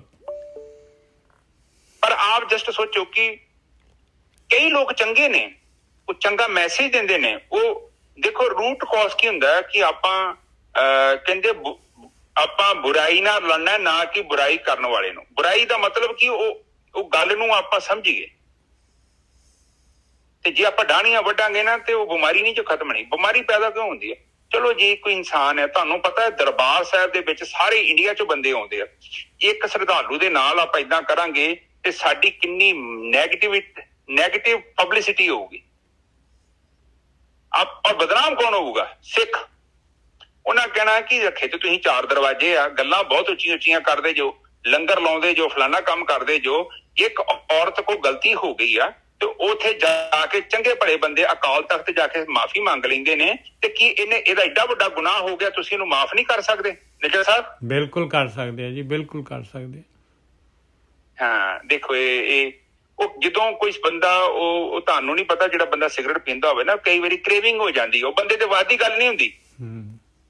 ਜਿਹਦਾ ਨਸ਼ਾ ਕਰਨ ਵਾਲਾ ਬੰਦਾ, ਉਹਨੂੰ ਨਹੀਂ ਪਤਾ ਵਿਚਾਰੇ ਨੂੰ ਕਿ ਮੈਂ ਸਮਾਜ 'ਚ ਕੀ ਕਰਦਾ। ਸਾਰੀ ਦੁਨੀਆ ਨੂੰ ਪਤਾ ਟੀਕੇ ਲਾਉਣੇ ਮਾੜੇ ਨੇ, ਕੱਲ ਨੂੰ ਤੈਨੂੰ ਹੈਪੇਟਾਈਜ਼ ਹੋ ਜਾਣਾ, ਤੈਨੂੰ ਪੀਲੀਆ ਹੋ ਜਾਣਾ, ਇਹਨੇ ਠੀਕ ਨਹੀਂ ਹੋਣਾ ਜ਼ਿੰਦਗੀ ਭਰ। ਪਰ ਉਹਨੂੰ ਨਹੀਂ ਪਤਾ ਲੱਗਣ ਦਿਆ ਵਿਚਾਰੇ ਨੂੰ, ਉਹ ਤੇ ਬਿਮਾਰ ਆ। ਤੇ ਉਹ ਫਿਰ ਅਜੇ ਉਹ ਬਿਮਾਰ ਆ ਤੇ ਫਿਰ ਸਾਡੇ 'ਚ ਤੇ ਅੰਤਰ ਕੀ ਹੋਇਆ ਨਿੱਜਰ ਸਾਹਿਬ? ਹੈਨਾ? ਫਿਰ ਆਪਾਂ ਕਿੱਡੇ ਸਿਆਣੇ ਆ ਕਿ ਉਹ ਬੰਦੇ ਨੂੰ ਹੁਣ ਪਾਗਲ ਹੈ ਵਿਚਾਰੇ ਨੂੰ ਨਹੀਂ ਪਤਾ, ਉਹਨੇ ਕੱਪੜੇ ਪਾੜੇ ਨੇ। ਇੱਕ ਦਿਨ ਇੱਥੇ ਮੈਂ ਵੇਖਿਆ ਫੇਸਬੁੱਕ ਤੇ ਮੇਰੇ ਤੋਂ ਵੀਡੀਓ ਆਈ, ਕੋਈ ਵਿਚਾਰਾ ਉਹ ਸਾਧੂ ਬੰਦਾ ਸੀ, ਚਲੋ ਉਹਨੇ ਵਿਚਾਰੇ ਨੇ ਭੰਗਵਾ ਕੱਪੜਾ ਪਾਇਆ ਤੇ ਉਹਨੇ ਸ਼ਰਾਬ ਪੀਤੀ ਹੈ। ਉਹ ਤੂੰ ਸ਼ਰਾਬ ਪੀਤੀ ਹੈ? ਉਹ ਤੂੰ ਠੱਗ ਹੈਗਾ? ਉਹ ਤੂੰ ਫਿਰ ਆ ਕੇ ਕੱਪੜੇ ਪਾਈ, ਆਪਾਂ ਭੰਗਵੇਂ ਕੱਪੜੇ ਕਿਉਂ ਪਾਈ? ਤੂੰ ਚੋਰ ਹੈਗਾ, ਤੂੰ ਇਹ ਹੋ ਗਿਆ। ਉਹਨੂੰ ਕੁੱਟੀ ਜਾਂਦੇ ਅੰਗ 4-5 ਰਲੇ। ਪਰ ਮੈਂ ਮਹਿਸੂਸ ਕਰਦਾ ਉਹ ਜੇ ਅਸੀਂ ਆਪਣੇ ਆਪ ਨੂੰ ਵੇਖੀਏ, ਆਪ ਦੇਖੋ ਕਿ ਸਿੱਖ ਧਰਮ ਦੇ ਵਿੱਚ ਕਈ ਲੋਕ ਹੋਣਗੇ ਜਿਨ੍ਹਾਂ ਨੇ ਗਾਤਰਾ ਸਾਹਿਬ ਪਾਏ ਆ ਤੇ ਉਲਟੇ ਪੁਲਟੇ ਕੰਮ ਕਰਦੇ ਆ। ਆਪਨੇ ਨੋਟਿਸ ਕੀਤਾ? ਗੋਰਕੀ ਸਾਹਿਬ ਨਿਹੰਗ ਜਿਹੜੇ ਹੈਗੇ, ਇਹ ਤਾਂ ਭੰਗ ਤਾਂ ਇਹਨਾਂ ਦਾ ਰੋਜ਼ ਦਾ ਕੰਮ ਹੈ, ਸ਼ਾਮ ਨੂੰ ਰੋਜ਼ ਘੋਟਦੇ ਆ ਭੰਗ। ਆਹੋ ਇੱਥੇ ਇੱਕ ਕੁੜੀ ਆਪਣੇ ਗਰੁੱਪ 'ਚ ਨਾ, ਸਾਧ ਸੰਗਤ ਜੀ ਬੁਰਾ ਨਹੀਂ ਮੰਨਣਾ, ਮੈਨੂੰ ਬੜੀ ਕਿਸਮੀ ਦੁਨੀਆ ਮਿਲਦੀ, ਤੇ ਉਹ ਬੰਦਾ ਮਿਲ ਗਿਆ ਇੱਥੇ, ਤੇ ਉਹ ਕਹਿੰਦੀ ਮੇਰਾ ਵਿਆਹ ਨਹੀਂ ਹੁੰਦਾ ਤੇ ਇੱਕ ਮੁੰਡਾ ਮਿਲ ਗਿਆ। ਮੈਂ ਕਿਹਾ ਕੁੜੀ ਇਹ ਗੱਲ ਸੁਣ, ਇਹ ਬੰਦੇ ਨਾਲ ਵਿਆਹ ਨਾ ਕਰ ਲਈ, ਇਹ ਬੰਦਾ ਤੇ ਨਿਹੰਗ ਹੈਗਾ ਤੇ ਇਹਨੇ ਤੇ ਕੰਮ ਕੁਮ ਨਹੀਂ ਕਰਦੇ, ਮੈਨੂੰ ਪਤਾ ਨਾ। ਕਹਿੰਦੀ ਨਹੀਂ ਵੀਰ ਜੀ, ਉਹ ਵਾਅਦਾ ਕਰਦੇ ਨੇ ਕੰਮ ਕਰਨਗੇ। ਉਹ 2 ਸਾਲ ਹੋ ਗਏ ਨਿੱਜਾ ਸਾਹਿਬ, ਉਹ ਕਹਿੰਦਾ ਗੁਰੂ ਕੀ ਲਾਡਲੀ ਫੌਜ ਘਰੇ ਰਹਿੰਦੀ ਆ, ਕਹਿੰਦਾ ਤੂੰ ਕੱਪੜੇ ਸੀ ਜਾ ਬਸ। ਮੈਂ ਕਿਹਾ ਤੈਨੂੰ ਮੈਂ ਉਦੋਂ ਸਮਝਾਇਆ ਸੀ, ਪਹਿਲਾਂ ਤੇ ਆਪਣੇ ਘਰ ਖੜਿਆ ਉਹਨੂੰ, ਉੱਥੇ ਇੱਕ ਦਿਨ ਰੱਖਿਆ ਤੇ ਉਹਦਾ ਪਿਓ ਕਹਿੰਦਾ ਇਹਨਾਂ ਦੀ ਕਾਸਟ ਵੀ ਸਹੀ, ਇਹਨੂੰ ਛੱਡਿਆ। ਹੁਣ ਛੱਡਣ ਆਇਆ ਤੇ ਇੱਥੇ ਨਾਲ ਹੀ ਰਹਿਣ ਡਿਆ ਪਿਆ ਨਿੱਜਾ ਸਾਹਿਬ, ਕੁੜੀ ਦੇ ਘਰੇ ਹੀ। ਉਹ ਕਹਿੰਦਾ ਵਧੀਆ ਵਾ, ਉਹ ਕਹਿੰਦਾ ਕੱਪੜੇ ਧੋਈ ਜਾ ਤੇ ਮੇਰੀ ਪੱਗ ਵੀ ਧੋ ਧਾ ਕੇ ਕੱਪੜੇ ਅਸੀਂ ਦਮਾਲਾ ਸਜਾਵਾਂਗੇ। ਉੱਥੇ 3-4 ਕਿਰਪਾਨਾਂ ਪਾ ਲੈਂਦਾ ਵਾ, ਸਾਰਾ ਦਿਨ ਬਾਹਰ, ਸ਼ਾਮੀ ਰੋਟੀ ਖਾਣੀ, ਸਵੇਰੇ ਖਾ ਕੇ ਜਾਂਦਾ, ਸ਼ਾਮੀ ਦੀ ਰੋਟੀ ਖਾ ਕੇ ਸੌਂਦਾ। ਤੇ 2 ਸਾਲ ਹੋ ਗਏ। ਕਹਿੰਦੀ ਮੇਰੀ ਜਾਨ ਨਹੀਂ ਛੱਡਣ ਦਿਆ। ਮੈਂ ਕਿਹਾ ਪੁਲਿਸ ਕੰਪਲੇਂਟ ਕਰਨੀ ਤੇ ਤੇਰੀ ਜਾਨ ਛੱਡਣੀ ਨੀ ਉਹਨੇ, ਕਿਉਂਕਿ ਉਹ ਬੰਦੇ ਨੂੰ ਸੁੱਖ ਮਿਲਦਾ, ਅਰਮਾਨ ਨਾਲ ਬੈਠਾ, ਕੰਮ ਨੀ ਕਰਨਾ, ਰੋਟੀ ਪਾਣੀ ਪੱਕਿਆ, ਕੱਪੜਾ ਧੋਤਾ ਬਣਿਆ, ਤੇ ਉਹ ਵਿਚਾਰੀ ਸਾਰਾ ਦਿਨ ਕੱਪੜੇ ਸੀਂਦੀ ਆ। ਤੇ ਉਹ ਚੀਜ਼ ਹੈਗੀ ਆ। ਮੈਂ ਸਾਧ ਸੰਗਤ ਜੀ ਬੁਰਾ ਨਹੀਂ ਮੰਨਣਾ, ਮੈਂ ਕਿਹਨੂੰ ਮਾੜਾ ਨਹੀਂ ਕਹਿਣਾ ਚਾਹੁੰਦਾ। ਜੇ ਅਸੀਂ ਬਾਹਰੀ ਰੂਪ ਬਦਲ ਨਿੱਜਾ ਸਭ ਕੰਮ ਕਰਨਾ ਹੈ, ਮਿਹਨਤ ਕਰਨੀ ਹੈ। ਸਾਡੇ ਗੁਰੂਆਂ ਨੇ ਸਾਨੂੰ ਸਿਖਾਇਆ। ਗੁਰੂ ਨਾਨਕ ਪਾਤਸ਼ਾਹ ਜੀ ਮੋਦੀਖਾਨੇ 'ਚ ਕੰਮ ਕਰ ਰਹੇ ਨੇ, ਬਾਅਦ ਵਿੱਚ ਖੇਤੀ ਕਰ ਰਹੇ ਆ। ਇਹ ਤਾਂ ਹਕੀਕਤ ਹੈ ਗੋਰਕੀ ਸਾਹਿਬ, ਬਿਲਕੁਲ ਸੱਚਾਈ ਜਿਹੜੀ ਹੈਗੀ ਆ, ਉਹ ਸੱਚਾਈ ਆ। ਸੱਚਾਈ ਤਾਂ ਸੰਗਤ ਨੂੰ ਦੱਸਣੀ ਪਊਗੀ ਨਾ। ਹਾਂਜੀ ਗੋਰਕੀ ਸਾਹਿਬ। ਹਾਂ ਦੇਖੋ, ਇੱਥੇ ਮੈਂ ਕਿਸੇ ਦੇ ਕੋਈ ਬਰਖਲਾਫ ਨਹੀਂ ਹੈਗਾ, ਮੈਂ ਵੀ ਕੰਮ ਕਰਨ ਆ। ਸਾਰੀ ਦੁਨੀਆ ਕੰਮ ਕਰਦੀ, ਤੁਸੀਂ ਨਹੀਂ ਕੰਮ ਕਰਨ ਦੇ। ਧਰਮ ਤੁਹਾਨੂੰ ਇਹ ਨਹੀਂ ਕਹਿਣ ਦਿਆ ਕਿ ਤੁਸੀਂ ਵਿਹਲੜ ਬਣ ਜਾਓ। ਕਬੀਰ ਸਾਹਿਬ ਕਹਿੰਦੇ ਆ, ਘਾਲ ਕਰੇ ਕੁਝ ਹੱਥੋਂ ਦੇ, ਨਾਨਕ ਰਾਹ ਪਛਾਣੇ ਸੇ। ਉਹ ਬੰਦਾ ਰਾਹ ਪਛਾਣਦਾ ਜਿਹੜਾ ਘਾਲ ਕਰਦਾ, ਮਿਹਨਤ ਕਰਦਾ। ਉਸ ਤੋਂ ਬਾਅਦ ਕਮਾਏ ਹੋਏ ਰਿਜ਼ਕ ਚੋਂ 5-10 ਰੁਪਏ ਜੋ ਕਮਾਏ, 20 ਰੁਪਏ ਕਮਾਏ, ਉਹਦੇ ਵਿੱਚੋਂ ਵੀ ਉਹ ਕੋਸ਼ਿਸ਼ ਕਰਦਾ ਕਿ ਦੂਜੇ ਦੇ ਕੰਮ ਆਇਆ ਜਾਵੇ। ਬਿਲਕੁਲ। ਤੇ ਜਿਹੜਾ ਬੰਦਾ ਦੂਜੇ, ਆਪ ਜਸਟ ਸੋਚੋ, ਜਿਹੜਾ ਬੰਦਾ ਉੱਥੇ ਚੜਾਵੇ ਦੇ ਜ਼ਿੰਦਗੀ ਬਤੀਤ ਕਰਨ ਦਿਆ, ਆਪ ਸੋਚੋ ਕਿ ਉਹਦੀ ਬੁੱਧੀ ਚੰਗੀ ਹੋਊਗੀ? ਨਹੀਂ ਚੰਗੀ। ਗੁਰੂ ਨਾਨਕ ਪਾਤਸ਼ਾਹ ਜੀ ਇੱਕਦਮ ਜਦੋਂ ਸਾਰਾ ਧਰਮ ਰੈਡੀ ਹੋ ਗਿਆ, ਸਭ ਕੁਝ ਹੋ ਗਿਆ ਸੈਟਅਪ, ਤੇ ਭਾਈ ਲਹਿਣੇ ਜੀ ਨੂੰ ਦੇ ਕੇ ਰਿਸਪੌਂਸਿਬਿਲਿਟੀ, ਉਸ ਤੋਂ ਬਾਅਦ ਇੱਕਦਮ ਬਲੈਕ ਆਊਟ। ਫਿਰ ਕਰਤਾਰਪੁਰ ਚੱਲ ਗਏ, ਉੱਥੇ ਮਿਹਨਤ ਕੀਤੀ ਹੈ, ਕੰਮ ਕੀਤਾ ਤੇ ਜਾ ਕੇ ਕਿ ਗੁਰੂ ਨਾਨਕ ਪਾਤਸ਼ਾਹ ਨੂੰ ਕੀ ਲੋੜ ਪਈ ਉੱਥੇ ਖੇਤੀ ਕਰਨ ਦੀ? ਵਾਧੂ ਸੇਵਾ ਆਉਣ ਡਿਆ ਪਈ ਸੀ, ਪੈਸਾ ਚੜ੍ਹਨ ਡਿਆ ਪਿਆ ਸੀ, ਛੱਡ ਦੇ ਖੜਾ। ਨਹੀਂ, ਏਦਾਂ ਨਹੀਂ ਹੁੰਦਾ। ਕਬੀਰ ਸਾਹਿਬ, ਰਵੀਦਾਸ ਸਾਹਿਬ, ਦੇਖੋ ਇਹਨਾਂ ਨੇ, ਰਵੀਦਾਸ ਜੀ ਦੇਖੋ ਜੁੱਤੀਆਂ ਕੱਢਦੇ ਰਹੇ ਆਖਰ ਤੱਕ। ਉਹਨਾਂ ਨੇ ਕਿਹਾ ਮੇਰਾ ਕੰਮ ਹੈ, ਉੱਥੇ ਬਾਣੀ 'ਚ ਲਿਖਦੇ ਪਏ ਨੇ। ਤੇ ਤੁਸੀਂ ਸੋਚੋ, ਜੇਕਰ ਆਪਾਂ ਅੰਨ, ਬਾਣੀ ਕਹਿੰਦੀ ਜੈਸਾ ਅੰਨ ਤੈਸਾ ਮਨ। ਬਿਲਕੁਲ। ਤੁਸੀਂ ਜਿਹੋ ਜਿਹਾ ਅੰਨ ਦਾ ਮਤਲਬ, ਜਿਹੋ ਜਿਹਾ ਤੁਸੀਂ ਪੈਸਿਆਂ ਦਾ ਅੰਨ ਖਾਧਾ ਨਾ, ਤੁਹਾਡਾ ਮਨ ਵੀ ਓਦਾਂ ਦਾ ਹੋ ਜਾਣਾ। ਰੰਗ ਚੜ ਜਾਣਾ ਤੇ ਉਹ ਰੱਤਿਆ ਜਾਣਾ ਉਹ ਚੀਜ਼ ਚ ਨਿੱਜਾ ਸਾਹਿਬ। ਬਿਲਕੁਲ ਰੱਤਿਆ ਜਾਣਾ ਹੈ, ਰੱਬ ਵਾਲਾ ਪਾਸਾ ਦੂਰ ਰਹਿ ਜਾਣਾ ਹੈ। ਆਹ ਤੇ ਧਰਮ ਤੇ ਹੋਣਾ ਹੀ ਨਹੀਂ, ਫਿਰ ਅਧਰਮ ਆ ਜਾਣਾ, ਅਧਰਮ। ਧਰਮ ਨਹੀਂ ਅਧਰਮ, ਐੜਾ ਲੱਗ ਜਾਣਾ ਪਹਿਲਾਂ। ਬਿਲਕੁਲ ਠੀਕ ਹੈ ਜੀ, ਅੱਗੇ ਚੱਲੀਏ। ਫਿਰ ਕੀ ਕਰੋਗੇ? ਫਿਰ ਬੰਗਲੇ ਬਣ ਜਾਓਗੇ ਤੇ ਫਿਰ ਡੱਡੀਆਂ ਮੱਛੀਆਂ ਖਾਈ ਜਾਓ। ਫਿਰ ਪ੍ਰਕਿਰਤੀ ਕਹਿੰਦੀ ਪੁੱਤਰ ਆ ਜਾ, ਮੈਂ ਵੀ ਵਿਹਲੀ ਆ ਤੇ ਤੂੰ ਵੀ ਵਿਹਲਾ ਵਾ, ਚੱਲ ਤੁਰੇ ਜਾਵਾਂਗੇ ਇਕੱਠੇ। ਬਸ ਫਿਰ ਉਹ ਜਿਹੜੇ ਚੱਲ ਪਏ ਉਹ ਕੋਲੂ ਦੇ ਬੈਲ ਵਾਂਗੂ ਘੁੰਮਣ। ਫਿਰ ਕਹਿੰਦੀ ਪੁੱਤ ਤੂੰ ਵੀ ਘੁੰਮੀ ਜਾ, ਫਿਰ ਘੜੀ ਦੀ ਸੂਈ ਵਾਂਗੂ ਪਹੁੰਚਣਾ ਤੂੰ ਵੀ ਕਿਤੇ ਨਹੀਂ ਆ, ਉੱਥੇ ਹੀ ਰਹਿਣਾ ਵਾ, ਕਿਉਂਕਿ ਤੂੰ ਘੱਟੀ ਦੇ ਵਿੱਚ ਹੀ ਘੁੰਮ ਰਿਹਾ, ਤੂੰ ਬਾਹਰ ਨਹੀਂ ਜਾ ਰਿਹਾ। ਜਿੱਦਾਂ ਕਹਿੰਦੇ ਨਾ ਬਾਣੀ ਵੀ ਕਹਿੰਦੀ ਕੋਠੇ ਤੇ ਘੁੰਮਣਾ। ਜਿਹੜਾ ਬੰਦਾ ਕੋਠੇ ਘੁੰਮਦਾ ਉਹ ਨਹੀਂ ਕਿਤੇ ਜਾਂਦਾ, ਉਹ ਕੋਠੇ ਤੇ ਹੀ ਘੁੰਮੀ ਜਾਂਦਾ। ਬਿਲਕੁਲ। ਪਰ ਆਪਣੇ ਆਪ ਨੂੰ ਭਰਮ ਬੰਦਾ ਪਾ ਸਕਦਾ ਵਾ ਕਿ ਮੈਂ ਤੁਰਦਾ ਵਾਂ, ਪਰ ਉਹ ਨਹੀਂ ਸੋਚਦਾ ਤੁਰਦਾ ਤੇ ਤੂੰ ਪਿਆ, ਪਰ ਪਹੁੰਚਣ ਕਿੱਥੇ ਦਿਆਂ, ਤੂੰ ਕੋਠੇ ਤੇ ਘੁੰਮਣ ਦਿਆਂ ਵਾ। ਬਿਲਕੁਲ ਸਹੀ ਗੱਲ ਹੈ, ਬਿਲਕੁਲ ਸਹੀ ਗੱਲ ਹੈ। ਹਾਂ ਜੀ ਨਜਰ ਸਾਹਿਬ, ਇਹ ਸੁਰਜੀਤ ਕੁਛ ਕਹਿਣਾ ਚਾਹੁੰਦੇ ਜੀ? ਇਹਨਾਂ ਦਾ ਪੰਜੇ ਦਾ ਨਿਸ਼ਾਨ ਆ ਰਿਹਾ, ਸੁਰਜੀਤ ਕੌਰ ਹੈ, ਪਤਾ ਨਹੀਂ ਕੀ ਹੈ। ਨਹੀਂ, ਚਲੋ ਅੱਗੇ ਇੱਕ ਸ਼ਲੋਕ ਹੋਰ ਲੈ ਲਈਏ। ਕਿਆ ਹੰਸ ਕਿਆ ਬਗੁਲਾ ਜਾਕੋ ਨਦਰ ਕਰੇ, ਜੇ ਤਿਸ ਭਾਵੇਂ ਨਾਨਕਾ ਕਾਗੋਂ ਹੰਸ ਕਰੇ। ਆ ਦੇਖ ਲਓ ਇੱਥੇ ਹੁਣ ਮਹਾਰਾਜ ਕੀ ਕਹਿ ਰਹੇ ਆ ਭਾਈ। ਕਹਿੰਦੇ ਤੂੰ ਹੰਸ ਆ ਕਿ ਬਗਲਾ ਹੈਗਾ ਆ, ਕਿੰਨੇ ਵੀ ਅਵਗੁਣ ਆ ਤੇਰੇ ਅੰਦਰ, ਕਿੰਨੇ ਵੀ ਗੁਣ ਕੋਈ ਨਹੀਂ ਹੈਗਾ, ਤਾਂ ਵੀ ਜੇ ਤੇਰੇ ਅੰਦਰ ਇੱਛਾ ਹੈਗੀ ਪਰਮੇਸ਼ਰ ਦੇ ਰਸਤੇ ਤੇ ਚੱਲਣ ਦੀ, ਲਿਵ ਵਾਲੇ ਰਸਤੇ ਤੇ ਚੱਲਣ ਦੀ, ਗੁਣ ਲੈਣ ਦੀ ਤੇਰੇ ਅੰਦਰ ਇੱਛਾ ਹੈਗੀ ਆ, ਬਸ ਮਾਲਕ ਨੇ ਉਸੇ ਵੇਲੇ ਮਿਹਰ ਕਰ ਦੇਣੀ ਆ ਭਾਈ। ਉਹ ਨਹੀਂ ਦੇਖਦਾ ਇਹ ਹੰਸ ਆ ਕਿ ਬਗਲਾ, ਕਿਉਂਕਿ ਇਹ ਜਿਹੜੇ ਅਵਗੁਣ ਹੈਗੇ ਇਹ ਵੀ ਤਾਂ ਮਾਲਕ ਨੇ ਬਣਾਏ ਹੋਏ ਆ। ਅਵਗੁਣ ਜਿਹਦੇ ਨਾਲ ਬਗਲਾ ਬਣੇ ਹੋਏ ਆ ਆਪਾਂ, ਇਹ ਵੀ ਤਾਂ ਮਾਲਕ ਨੇ ਬਣਾਏ ਆ ਅਵਗੁਣ। ਇਹ ਵੀ ਤਾਂ ਸਵਾਦ ਮਾਲਕ ਦੇ ਪਾਏ ਹੋਏ ਆ। ਇਹ ਪਦਾਰਥ ਦੁਨੀਆ ਦੇ ਭੋਗ ਵਿਲਾਸ ਮਾਲਕ ਨੇ ਕ੍ਰੀਏਟ ਕੀਤੇ ਆ। ਜੇ ਆਪਣੇ ਅੰਦਰ ਆਪਣਾ ਸਰੀਰ, ਆਪਣੇ ਅੰਦਰ ਗਿਆਨ ਇੰਦਰੀਆਂ ਇਹੋ ਜਿਹੀਆਂ ਨਾ ਲਾਉਂਦੇ, ਕਰਮ ਇੰਦਰੀਆਂ ਇਹੋ ਜਿਹੀਆਂ ਨਾ ਲਾਉਂਦਾ ਮਾਲਕ, ਨਾ ਸਵਾਦ ਹੁੰਦੇ ਇਹਨਾਂ 'ਚ, ਤੇ ਕਿਹਨੇ ਦੇਖਣਾ ਸੀ ਇਹਨਾਂ ਨੂੰ? ਕਿਆ ਹੰਸ ਕਿਆ ਬਗੁਲਾ ਜਾਕੋ ਨਦਰ ਕਰੇ, ਜੇ ਤਿਸ ਭਾਵੇ ਨਾਨਕਾ ਕਾਗੋ ਹੰਸ ਕਰੇ। ਜਿਹੜਾ ਵੀ ਇਨਸਾਨ ਦਿਲੋਂ ਅੰਦਰੋਂ ਜਿਹੜਾ ਹੈਗਾ ਇਸ ਰਸਤੇ ਤੇ ਤੁਰਨਾ ਚਾਹੁੰਦਾ ਹੈ, ਜਿਹਦੇ ਅੰਦਰੋਂ ਪ੍ਰੀਤ ਹੋ ਜਾਂਦੀ ਆ, ਉੱਪਰਲੀ ਨਹੀਂ ਅੰਦਰੋਂ ਪ੍ਰੀਤ ਹੋ ਜਾਂਦੀ ਆ, ਉਹਨੂੰ ਕਹਿੰਦੇ ਮਹਾਰਾਜ ਕਹਿੰਦੇ ਆ ਕਾਗ ਹੰਸ ਦਾ ਕੋਈ, ਕਾਗ ਤੋਂ ਹੰਸ ਕਰ ਦੂਗਾ ਭਾਈ। ਉਹਨੂੰ ਮਾਲਕ ਨੂੰ ਬਗਲੇ ਹੰਸ ਦੀ ਕੋਈ ਨਹੀਂ ਆ। ਉਹ ਮਾਲਕ ਕਹਿੰਦਾ ਤੂੰ ਆ ਜਾ ਪਿਆਰਿਆ, ਬਸ ਇੱਕ ਵਾਰੀ ਸਹੀ ਤੁਰਨ ਵਾਲੀ ਗੱਲ ਕਰ, ਔਰ ਜੋ ਗਿਆਨ ਕਹਿ ਰਿਹਾ ਆ ਉਸ ਗਿਆਨ ਨੂੰ ਕਮਾਉਣਾ ਸ਼ੁਰੂ ਕਰ ਦੇ, ਉਸ ਗਿਆਨ ਦੇ ਅਨੁਸਾਰ ਬਣਨਾ ਸ਼ੁਰੂ ਕਰ ਦੇ, ਤੇ ਕਾਂ ਤੋਂ ਵੀ ਹੰਸ ਕਰ ਦੂਗਾ ਭਾਈ, ਜਿੰਨੇ ਮਰਜ਼ੀ ਅਵਗੁਣ ਹੋਣ। ਹਾਂਜੀ ਗੁਰਕੀ ਸਾਹਿਬ। ਹਾਂਜੀ, ਉਹ ਪੁਰਾਣੀ ਕਹਾਣੀ ਤੁਹਾਨੂੰ ਸੁਣਾਉਂਦਾ ਮੈਂ। ਇੱਕ ਬੰਦਾ ਕਹਿੰਦਾ ਉਹ ਸੰਤ ਨੂੰ, ਉਹ ਡਾਕਟਰ ਸੀ, ਉਹ ਕਹਿੰਦਾ ਕਿ ਦੇਖੋ ਸੰਤ ਜੀ ਤੁਸੀਂ, ਆਪਾਂ ਦੋਸਤ ਹੈਗੇ ਆ, ਤੇ ਤੁਸੀਂ ਮਹਿਸੂਸ ਨਹੀਂ ਕਰਦੇ ਕਿ ਦੁਨੀਆ ਤੇ ਕਿੰਨੀ ਗਰੀਬੀ ਹੈ, ਕਿੰਨੇ ਲੋਕ ਦੁਖੀ ਨੇ, ਕਿੰਨੇ ਪਰੇਸ਼ਾਨ ਨੇ, ਹਨਾ, ਤੇ ਪਰਮਾਤਮਾ ਇਹਨਾਂ ਨੂੰ ਸਹੀ ਕਿਉਂ ਨਹੀਂ ਕਰ ਦਿੰਦਾ? ਇਹਨਾਂ ਦਾ ਇਲਾਜ ਕਿਉਂ ਨਹੀਂ ਹੋ ਜਾਂਦਾ ਮਨ ਦਾ? ਕਹਿੰਦੇ ਕੋਈ ਨਹੀਂ ਕਰਦੇ ਵਿਚਾਰ। ਉਹ ਤੁਰਨ ਡੈ ਪਏ, ਵਾਕ ਕਰਨ ਡੈ ਪਏ, ਤੁਰਦੇ ਤੁਰਦੇ ਤੁਰਦੇ ਵੇਖਿਆ ਰਾਹ ਚ ਇੱਕ ਬੰਦਾ ਜ਼ਖਮੀ, ਸੱਟ ਲੱਗੀ ਹੋਈ, ਤੇ ਉਹਨਾਂ ਸੰਤਾਂ ਨੇ ਉਸ ਡਾਕਟਰ ਨੂੰ ਸਵਾਲ ਕੀਤਾ ਕਿ ਡਾਕਟਰ ਸਾਹਿਬ ਤੁਸੀਂ ਇਹਦਾ ਇਲਾਜ ਕਿਉਂ ਨਹੀਂ ਕਰ ਦਿੰਦੇ? ਇਹ ਵੇਖੋ ਤੁਹਾਡੀ ਮੌਜੂਦਗੀ, ਤੁਹਾਡੇ ਕੋਲ ਡਿਗਰੀ ਹੈਗੇ, ਤੁਹਾਡੇ ਕੋਲ ਸਟਾਫ ਸਭ ਕੁਛ ਪਿਆ, ਤੁਸੀਂ ਇਹਨੂੰ ਠੀਕ ਕਿਉਂ ਨਹੀਂ ਕਰ ਦਿੰਦੇ? ਕਹਿੰਦਾ ਮੈਂ ਇਹਨੂੰ ਠੀਕ ਤੇ ਕਰ ਦਿੰਦਾ, ਪਰ ਇਹ ਬੰਦਾ ਅਜੇ ਤੱਕ ਮੇਰੇ ਕਲੀਨਿਕ ਚ ਨਹੀਂ ਆਇਆ। ਉਹ ਹਿਸਾਬ ਪਰਮਾਤਮਾ ਦੀ ਆ। ਪਰਮਾਤਮਾ ਵੀ ਸਾਨੂੰ ਉਦੋਂ ਹੀ ਸਹੀ ਕਰ ਸਕਦਾ ਵਾ ਜਦੋਂ ਅਸੀਂ ਉਹਦੇ ਕਲੀਨਿਕ 'ਚ ਜਾਵਾਂਗੇ। ਬਿਲਕੁਲ ਆਪਣੀ ਇੱਛਾ ਹੋਏਗੀ ਭਾਈ। ਉਹ ਤਾਂ ਕਹਿੰਦਾ ਹੈ ਆ ਲੈ ਲੜ ਫੜ ਮੇਰਾ, ਆ ਜਾ ਬਾਹਰ ਨਿਕਲਿਆ। ਆਪਾਂ ਤਾਂ ਟੰਗ ਦੇ ਉੱਤੇ ਟੰਗ ਰੱਖ ਕੇ ਤੇ ਗਿਰੇ ਕੂਪ ਮੇ ਖਾਏ ਮਿਠਾਈ, ਆਪਾਂ ਤਾਂ ਖੂਹ ਦੇ ਵਿੱਚ ਪਏ ਹੋਏ ਆ ਔਰ ਮਿਠਾਈ ਚੰਗੀ ਲੱਗ ਰਹੀ ਹੈ, ਆਪਾਂ ਕਹਿੰਦੇ ਤੇ ਲੜ ਲੂੜ ਪਰੇ ਲੈ ਜਾ, ਮੈਨੂੰ ਨਹੀਂ ਚਾਹੀਦਾ।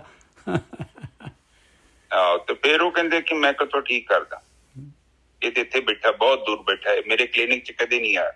ਇਸੇ ਹੀ ਤਰ੍ਹਾਂ ਪਰਮਾਤਮਾ ਹੈ, ਉਹ ਉਸੇ ਹੀ ਜੀਵ ਨੂੰ ਠੀਕ ਕਰ ਸਕਦਾ ਹੈ ਜਿਹੜਾ ਉਹਦੀ ਸ਼ਰਨ 'ਚ ਆਉਂਦਾ, ਆਤਮਾ 'ਚ ਜਿਹੜਾ ਪ੍ਰਵੇਸ਼ ਕਰਦਾ।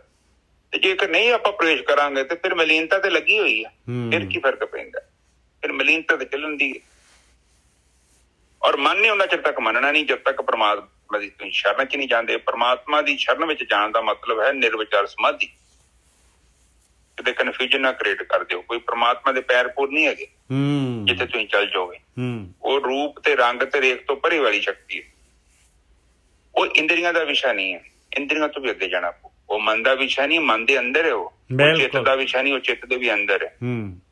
ਉਹ ਬੁੱਧੀ ਦਾ ਵਿਸ਼ਾ ਨਹੀਂ ਹੈ, ਕਿਉਂਕਿ ਬੁੱਧੀ ਜਿਹੜੀ ਹੈ ਪੰਜਾਂ ਤੱਤਾਂ ਬਾਰੇ ਦੱਸ ਸਕਦੀ ਹੈ, ਤੇ ਜਿਹੜਾ ਰੂਪ ਨਹੀਂ, ਰੰਗ ਨਹੀਂ, ਰੇਖ ਨਹੀਂ, ਉਹਦੇ ਬਾਰੇ ਬੁੱਧੀ ਵੀ ਕੁਝ ਨਹੀਂ ਦੱਸ ਸਕਦੀ, ਕਿਉਂਕਿ ਉਹ ਇੰਦਰੀਆਂ ਦੇ ਰਾਹੀਂ ਬੁੱਧੀ ਦੇਖਦੀ, ਅੱਖਾਂ ਰਾਹੀਂ, ਕੰਨਾਂ ਦੇ, ਤੁਹਾਡੀਆਂ ਸੈਂਸਾਂ ਹੀ ਹੈਗੀਆਂ ਬੁੱਧੀ। ਤੁਹਾਡੀਆਂ ਅੱਖਾਂ, ਤੁਹਾਡੇ ਕੰਨ, ਤੁਹਾਡਾ ਮੂੰਹ, ਤੁਹਾਡੀਆਂ ਉਂਗਲੀਆਂ ਜਦੋਂ ਕਿਸੇ ਨੂੰ ਸਪਰਸ਼ ਕਰਦੀਆਂ ਜਾਂ ਦੇਖਦੀਆਂ ਜਾਂ ਸੁਣਦੀਆਂ, ਉਸ ਤੋਂ ਬਾਅਦ ਬੁੱਧੀ ਜਜਮੈਂਟ ਲੈਂਦੀ ਹੈ ਕਿ ਨਿੱਜਰ ਸਾਹਿਬ ਦੀ ਆਵਾਜ਼ ਹੈ, ਚਰਨਜੀਤ ਦੀ ਆਵਾਜ਼ ਹੈ, ਫੇਰ ਹੀ ਦੱਸਦੀ ਹੈ। ਜਾਂ ਮੇਰੀ ਸ਼ਕਲ ਵੇਖੋਗੇ ਇਹ ਚਰਨਜੀਤ ਹੈਗਾ, ਜਾਂ ਕਿਸੇ ਚੀਜ਼ ਨੂੰ ਆਪਾਂ ਵੇਖਾਂਗੇ, ਫੜ ਕੇ ਵੇਖਾਂਗੇ ਤੱਤੀ ਹੈ, ਠੰਡੀ ਹੈ, ਪਰ ਉਹ ਕਹਿੰਦੇ ਤੱਤਾ ਠੰਡਾ ਤੇ ਹੈ ਨਹੀਂ ਪ੍ਰਮਾਤਮਾ।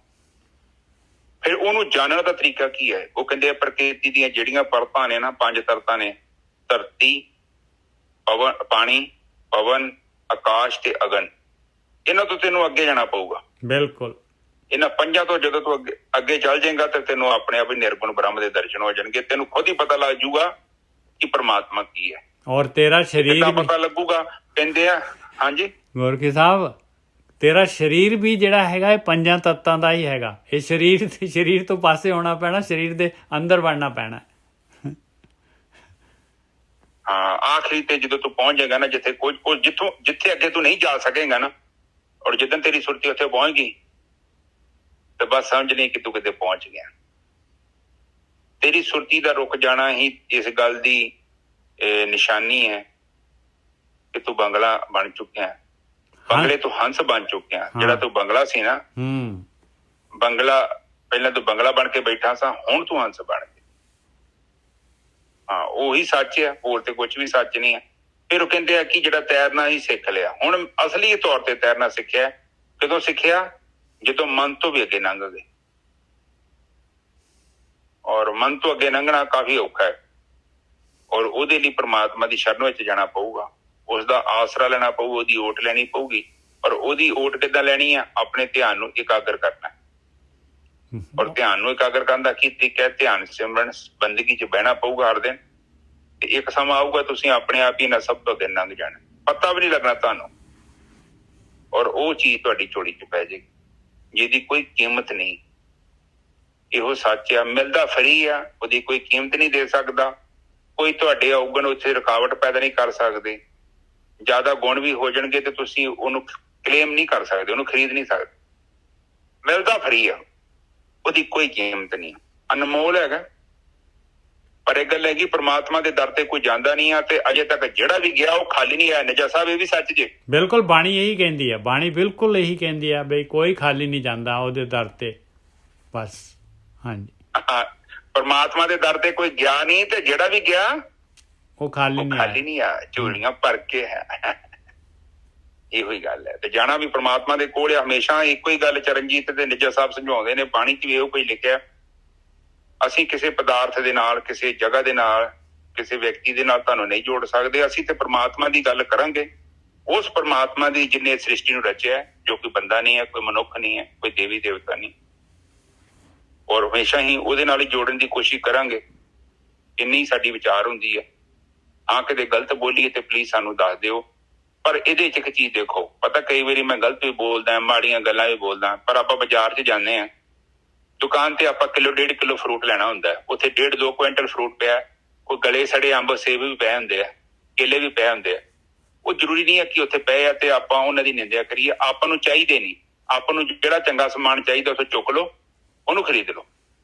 ਬਾਕੀ ਜਿਹੜੀ ਚੀਜ਼ ਨਹੀਂ ਪਸੰਦ ਹੈ ਨਿਜਰ ਸਾਹਿਬ, ਉਹਨੂੰ ਛੱਡ ਦਿਓ। ਬਿਲਕੁਲ ਇਹੋ ਸਹੀ ਹੈ ਨਿਜਰ ਸਾਹਿਬ, ਬਿਲਕੁਲ ਸਹੀ ਗੱਲ ਹੈ, ਬਿਲਕੁਲ ਸਹੀ ਗੱਲ ਹੈ। ਅਸੀਂ ਤਾਂ ਕਹਿੰਦੇ ਹਾਂ ਭਾਈ, ਜਿਹੜੀ ਤੁਹਾਡੇ ਜੀਵਨ ਨੂੰ ਉਚਾਈ 'ਚ ਲੈ ਜਾਂਦੀ ਹੈ ਸਾਡੀ ਗੱਲ, ਉਹਨੂੰ ਫੜ ਲਓ। ਬਾਕੀ ਸਾਡੀ ਜਿਹੜੀ ਆ ਹਉਮੈ ਦੇ ਬੋਲ ਸਾਡੇ ਆਪਣੇ ਮਨਮਤ ਸਮਝ ਕੇ ਛੱਡ ਦਿਓ, ਬਸ ਇੰਨੀ ਕੀ ਗੱਲ। ਉਹਨਾਂ ਨੂੰ ਲੈਣ ਦੀ ਲੋੜ ਨਹੀਂ ਹੈ। ਕੋਈ ਪਰਸਨਲ ਤੇ ਨਾ ਤੇ ਤੁਹਾਨੂੰ ਅਸੀਂ ਜਾਣਦੇ, ਨਾ ਤੁਸੀਂ ਸਾਨੂੰ ਜਾਣਦੇ ਜੀ।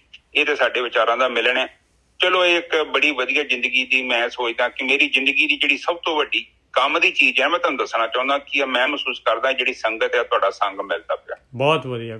ਇਹਦੀ ਮੈਂ ਕੋਈ ਕੀਮਤ ਨਹੀਂ ਦੇ ਸਕਦਾ। ਇਹ ਔਰ ਇਹ ਕੋਈ ਸਾਡਾ ਸੰਗ ਆ, ਜਾਂ ਅਸੀਂ ਪ੍ਰਮਾਤਮਾ ਦੇ ਗੁਣ ਹੀ ਤੇ ਗਾਉਣੇ ਆ, ਉਸ ਪਰਮਾਤਮਾ ਦੇ ਗੁਣ ਗਾਉਂਦੇ ਆ ਜਿਹੜਾ ਕੋਈ ਪਰਮਾਤਮਾ ਕਿਸੇ ਮੰਦਿਰ ਜਾਂ ਗੁਰਦੁਆਰੇ 'ਚ ਨਹੀਂ ਬੈਠਾ, ਜਿਸ ਦੇ ਅੰਦਰ ਇਹ ਸਾਰਾ ਸਰਵ ਵਿਆਪਕ ਸਿਸਟਮ ਹੈ, ਸਭ ਕੁਝ ਉਹਦੇ ਅੰਦਰ ਚੱਲ ਰਿਹਾ, ਤੇ ਅਸੀਂ ਉਹਦੇ ਗੁਣ ਹੀ ਤੇ ਗਾ ਸਕਦੇ ਹਾਂ। ਤੇ ਬਾਣੀ ਵੀ ਕਹਿੰਦੀ ਹੈ ਕਿ ਉਹਦੇ ਗੁਣ ਗਾ, ਔਰ ਉਸ ਨੂੰ ਪ੍ਰਗਟ ਕਰਨ ਦੀ ਕੋਸ਼ਿਸ਼ ਕਰ ਰਹੇ ਹਾਂ। ਬੇਸ਼ੱਕ ਸਾਡੀ ਚ ਬਹੁਤ ਥੋੜੀ ਸਮਰੱਥਾ ਹੈ, ਪਰ ਜਿੰਨਾ ਜ਼ੁਬਾਨ ਦਿੱਤੀ ਹੈ, ਜਿੰਨੀਆਂ ਸਾਡੀਆਂ ਇੰਦਰੀਆਂ ਦੀ ਸਮਰੱਥਾ ਹੈ, ਜਿੰਨਾ ਸਾਡੇ ਤੋਂ ਬੁਲਾ ਰਿਹਾ ਅਸੀਂ ਬੋਲ ਰਹੇ ਹਾਂ। ਸਾਡੇ ਲਫ਼ਜ਼ ਨਹੀਂ ਹੈਗੇ, ਅਸੀਂ ਕਿਤੇ ਤੋੜਨਾ ਨਹੀਂ ਚਾਹੁੰਦੇ, ਤੁਹਾਡੀ ਭਾਵਨਾ ਨੂੰ ਠੇਸ ਨਹੀਂ ਪਹੁੰਚਾਉਣਾ ਚਾਹੁੰਦੇ। ਪਰ ਜੋ ਵੀ ਚਾਹੁੰਦੇ ਆ ਕਿ ਜੋ ਰੁਕਾਵਟਾਂ ਨੇ, ਜੋ ਦੇਖੋ ਬਾਣੀ ਦੇ ਵਿੱਚ ਵੇਖੋ, ਆਪ ਸਾਰੀ ਬਾਣੀ ਪੜ੍ਹੋ, ਗੁਰੂ ਨਾਨਕ ਪਾਤਸ਼ਾਹ ਪੜ੍ਹ ਲਓ, ਕਬੀਰ ਸਾਹਿਬ ਪੜ੍ਹ ਲਓ, ਦੂਜੀ ਬਾਣੀ ਕੋਈ ਵੀ ਪੜ੍ਹ ਲਓ, ਉਹਨਾਂ ਨੇ ਹਮੇਸ਼ਾ ਹੀ ਸਾਨੂੰ ਮੁਕਤ ਕਰਨ ਦੀ ਕੋਸ਼ਿਸ਼ ਕੀਤੀ ਹੈ, ਸਾਡੀ ਸੋਚ ਨੂੰ ਮੁਕਤ ਕਰਨ ਦੀ ਕੋਸ਼ਿਸ਼ ਕੀਤੀ। ਉਹ ਕਹਿੰਦੇ ਜਦ ਤੱਕ ਤੇਰੀਆਂ ਸੋਚ ਦੇ ਉੱਤੇ, ਤੇਰੀ ਬੁੱਧੀ ਦੇ ਉੱਤੇ ਰੱਸੀਆਂ ਵੱਜੀਆਂ ਨੇ ਨਿੱਜਰ ਸਾਹਿਬ ਅਗਿਆਨ ਦੀਆਂ, ਤੇ ਤੂੰ ਸੱਚ ਨੂੰ ਨਹੀਂ ਦੇਖ ਸਕਦਾ। ਬਿਲਕੁਲ। ਔਰ ਜਿੱਦਣ ਤੇਰੀ ਹੈਡਲਾਈਟ ਤੋਂ ਜਿਹੜਾ ਸਾਰੀਆਂ ਰੁਕਾਵਟਾਂ, ਆਬਸਟਰਕਸ਼ਨ ਕਹਿ ਸਕਦੇ ਆ, ਉਹ ਦੂਰ ਹੋ ਗਈਆਂ, ਤੇ ਤੈਨੂੰ ਸੱਚ ਆਪੇ ਦਿਖਾਈ ਦੇਵੇਗਾ। ਫਿਰ ਕਿਸੇ ਕੋ ਪੁੱਛਣ ਦੀ ਲੋੜ ਨਹੀਂ, ਤੈਨੂੰ ਖੁਦ ਹੀ ਪਤਾ ਲੱਗ।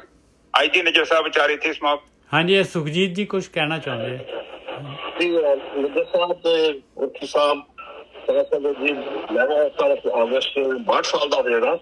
ਬਹੁਤ ਭਾਗਾਂ ਵਾਲਾ ਮੇਰੇ ਪਿਛਲੇ 2-3 ਮਹੀਨਿਆਂ ਦਾ ਤੁਹਾਡੇ ਨਾਲ ਜੁੜਿਆ। ਤੁਹਾਡਾ ਬਹੁਤ ਬਹੁਤ ਧੰਨਵਾਦ, ਤੁਸੀਂ ਸਾਨੂੰ ਇੰਨੀ ਚੰਗੀ ਸੰਗਤ ਦੇ ਨਾਲ ਲਾਇਆ।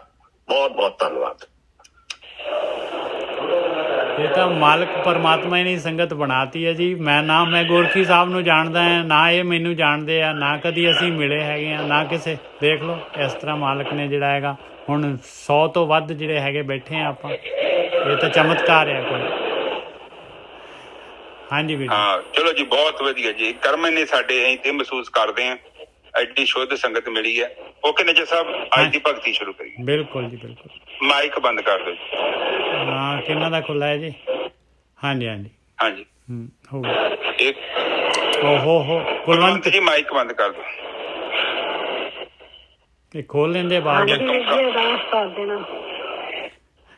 ਹਾਂ ਮੈਂ ਕਰਦਾ। ਏਕ ਓਂਕਾਰ ਸਤਿਨਾਮ ਕਰਤਾ ਪੁਰਖ ਨਿਰਭਉ ਨਿਰਵੈਰ ਅਕਾਲ ਮੂਰਤ ਅਜੂਨੀ ਸੈਭੰ ਗੁਰ ਪ੍ਰਸਾਦ। ਇਹ ਮੇਰੇ ਪਿਤਾ ਗਰੀਬ ਨਵਾਜ ਬਾਣੀ ਪੜ੍ਹਦੇ ਆ, ਵਿਚਾਰ ਕਰਦੇ ਆ, ਬਾਣੀ ਸਰਵਣ ਕਰਦੇ ਆ। ਅਨੇਕਾਂ ਪ੍ਰਕਾਰ ਦੀਆਂ ਗਲਤੀਆਂ ਤੇ ਭੁੱਲਾਂ ਹੋ ਗਈਆਂ, ਨਿਦਾਨ ਬੱਚੇ ਸਮਝ ਕੇ ਮਾਫ਼ ਕਰੋ। ਦੇਖੋ ਸ਼ੁੱਧ ਤੇ ਸਪਸ਼ਟ ਬਾਣੀ ਪੜ੍ਹਨ ਦੀ ਆਗਿਆ ਬਖਸ਼ਣੀ। ਮੇਰੇ ਪਿਤਾ ਆਈਆਂ ਸੰਗਤਾਂ ਦੀ ਹਾਜ਼ਰੀ ਆਪਣੇ ਦਰ ਤੇ ਪ੍ਰਵਾਨ ਕਰਨੀ। ਦੇਹ ਨਿਰੋਗਤਾ ਬਖਸ਼ਣੀ, ਤੰਦਰੁਸਤੀ ਬਖਸ਼ਣੀ, ਮਨ ਨੂੰ ਸ਼ਾਂਤੀ ਬਖਸ਼ਣੀ ਮੇਰੇ ਮਾਲਿਕ, ਭਗਤੀ ਬਖਸ਼ਣੀ, ਚੰਗਿਆਈ ਬਖਸ਼ਣੀ ਮੇਰੇ ਮਾਲਿਕ। ਮੇਰੇ ਪਿਤਾ ਇੱਕ ਅਰਦਾਸ ਆਈ ਹੈ, ਇੱਕ ਮਾਤਾ ਆਪਣੇ ਪਤੀ ਦੀ ਅਰਦਾਸ ਕਰਾਉਂਦੀ ਹੈ, ਘਰ ਪਰਿਵਾਰ ਦੀ ਅਰਦਾਸ ਕਰਾਉਂਦੀ ਹੈ। ਮੇਰ ਕਰੋ ਆਪ ਉਹਨਾਂ ਦੇ ਜੀਵਨ ਚ ਸੁੱਖ ਸ਼ਾਂਤੀ ਬਖਸ਼ੋ। ਉਹ ਚਾਹੁੰਦੇ ਨੇ ਕਿ ਉਹਨਾਂ ਦਾ ਪਤੀ ਜੋ ਹੈ ਉਹ ਇੱਕ ਚੰਗਾ ਸਾਫ਼ ਸੁਥਰਾ ਜੀਵਨ ਬਤੀਤ ਕਰਨ, ਔਰ ਉਹਨਾਂ ਦੇ ਜੀਵਨ ਚ ਜੋ ਵੀ ਰੁਕਾਵਟਾਂ ਆਪ ਜਾਣੀ ਜਾਣ ਜੋ ਉਹਨਾਂ ਨੂੰ ਦੂਰ ਕਰੋ ਮੇਰੇ ਪਿਤਾ। ਵਾਹਿਗੁਰੂ ਜੀ ਕਾ ਖਾਲਸਾ, ਵਾਹਿਗੁਰੂ ਜੀ ਕੀ ਫਤਿਹ। ਵਾਹਿਗੁਰੂ ਵਾਹਿਗੁਰੂ ਵਾਹਿਗੁਰੂ ਵਾਹਿਗੁਰੂ ਵਾਹਿਗੁਰੂ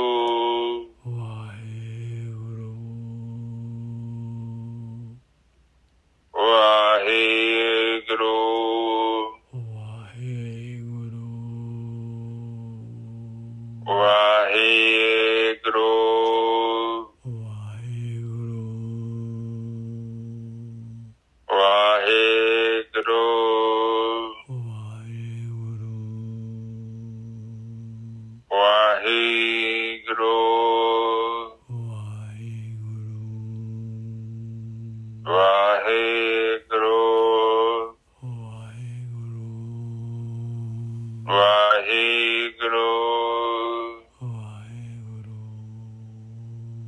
ਵਾਹਿਗੁਰੂ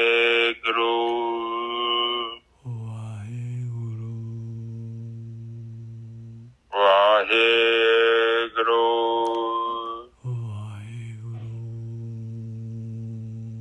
ਵਾਹਿਗੁਰੂ ਵਾਹਿਗੁਰੂ ਵਾਹਿਗੁਰੂ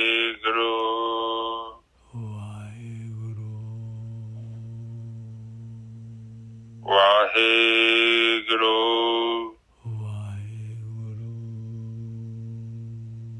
ਵਾਹਿਗੁਰੂ ਵਾਹਿਗੁਰੂ ਵਾਹਿਗੁਰੂ ਵਾਹਿਗੁਰੂ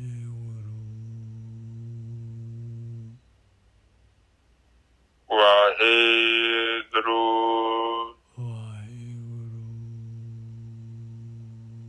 ਵਾਹਿਗੁਰੂ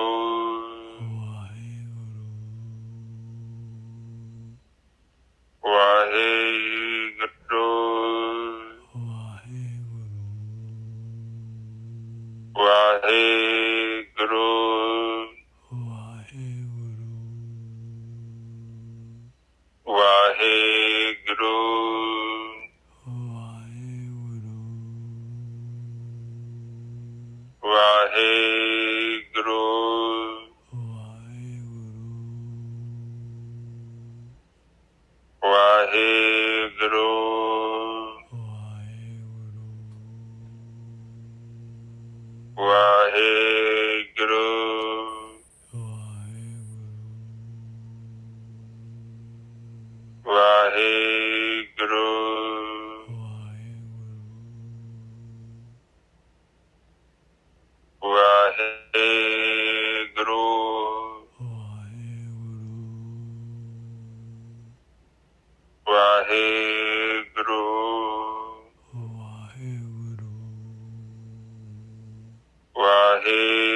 ਵਾਹਿਗੁਰੂ ਵਾਹਿਗੁਰੂ ਵਾਹਿਗੁਰੂ ਵਾਹਿਗੁਰੂ ਵਾਹਿਗੁਰੂ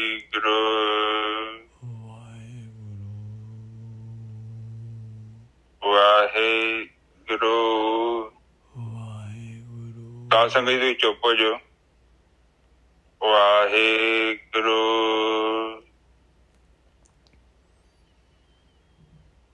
ਵਾਹਿਗੁਰੂ ਵਾਹਿਗੁਰੂ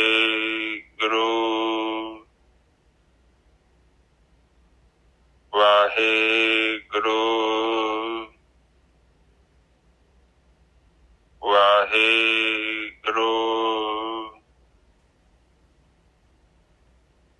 ਵਾਹਿਗੁਰੂ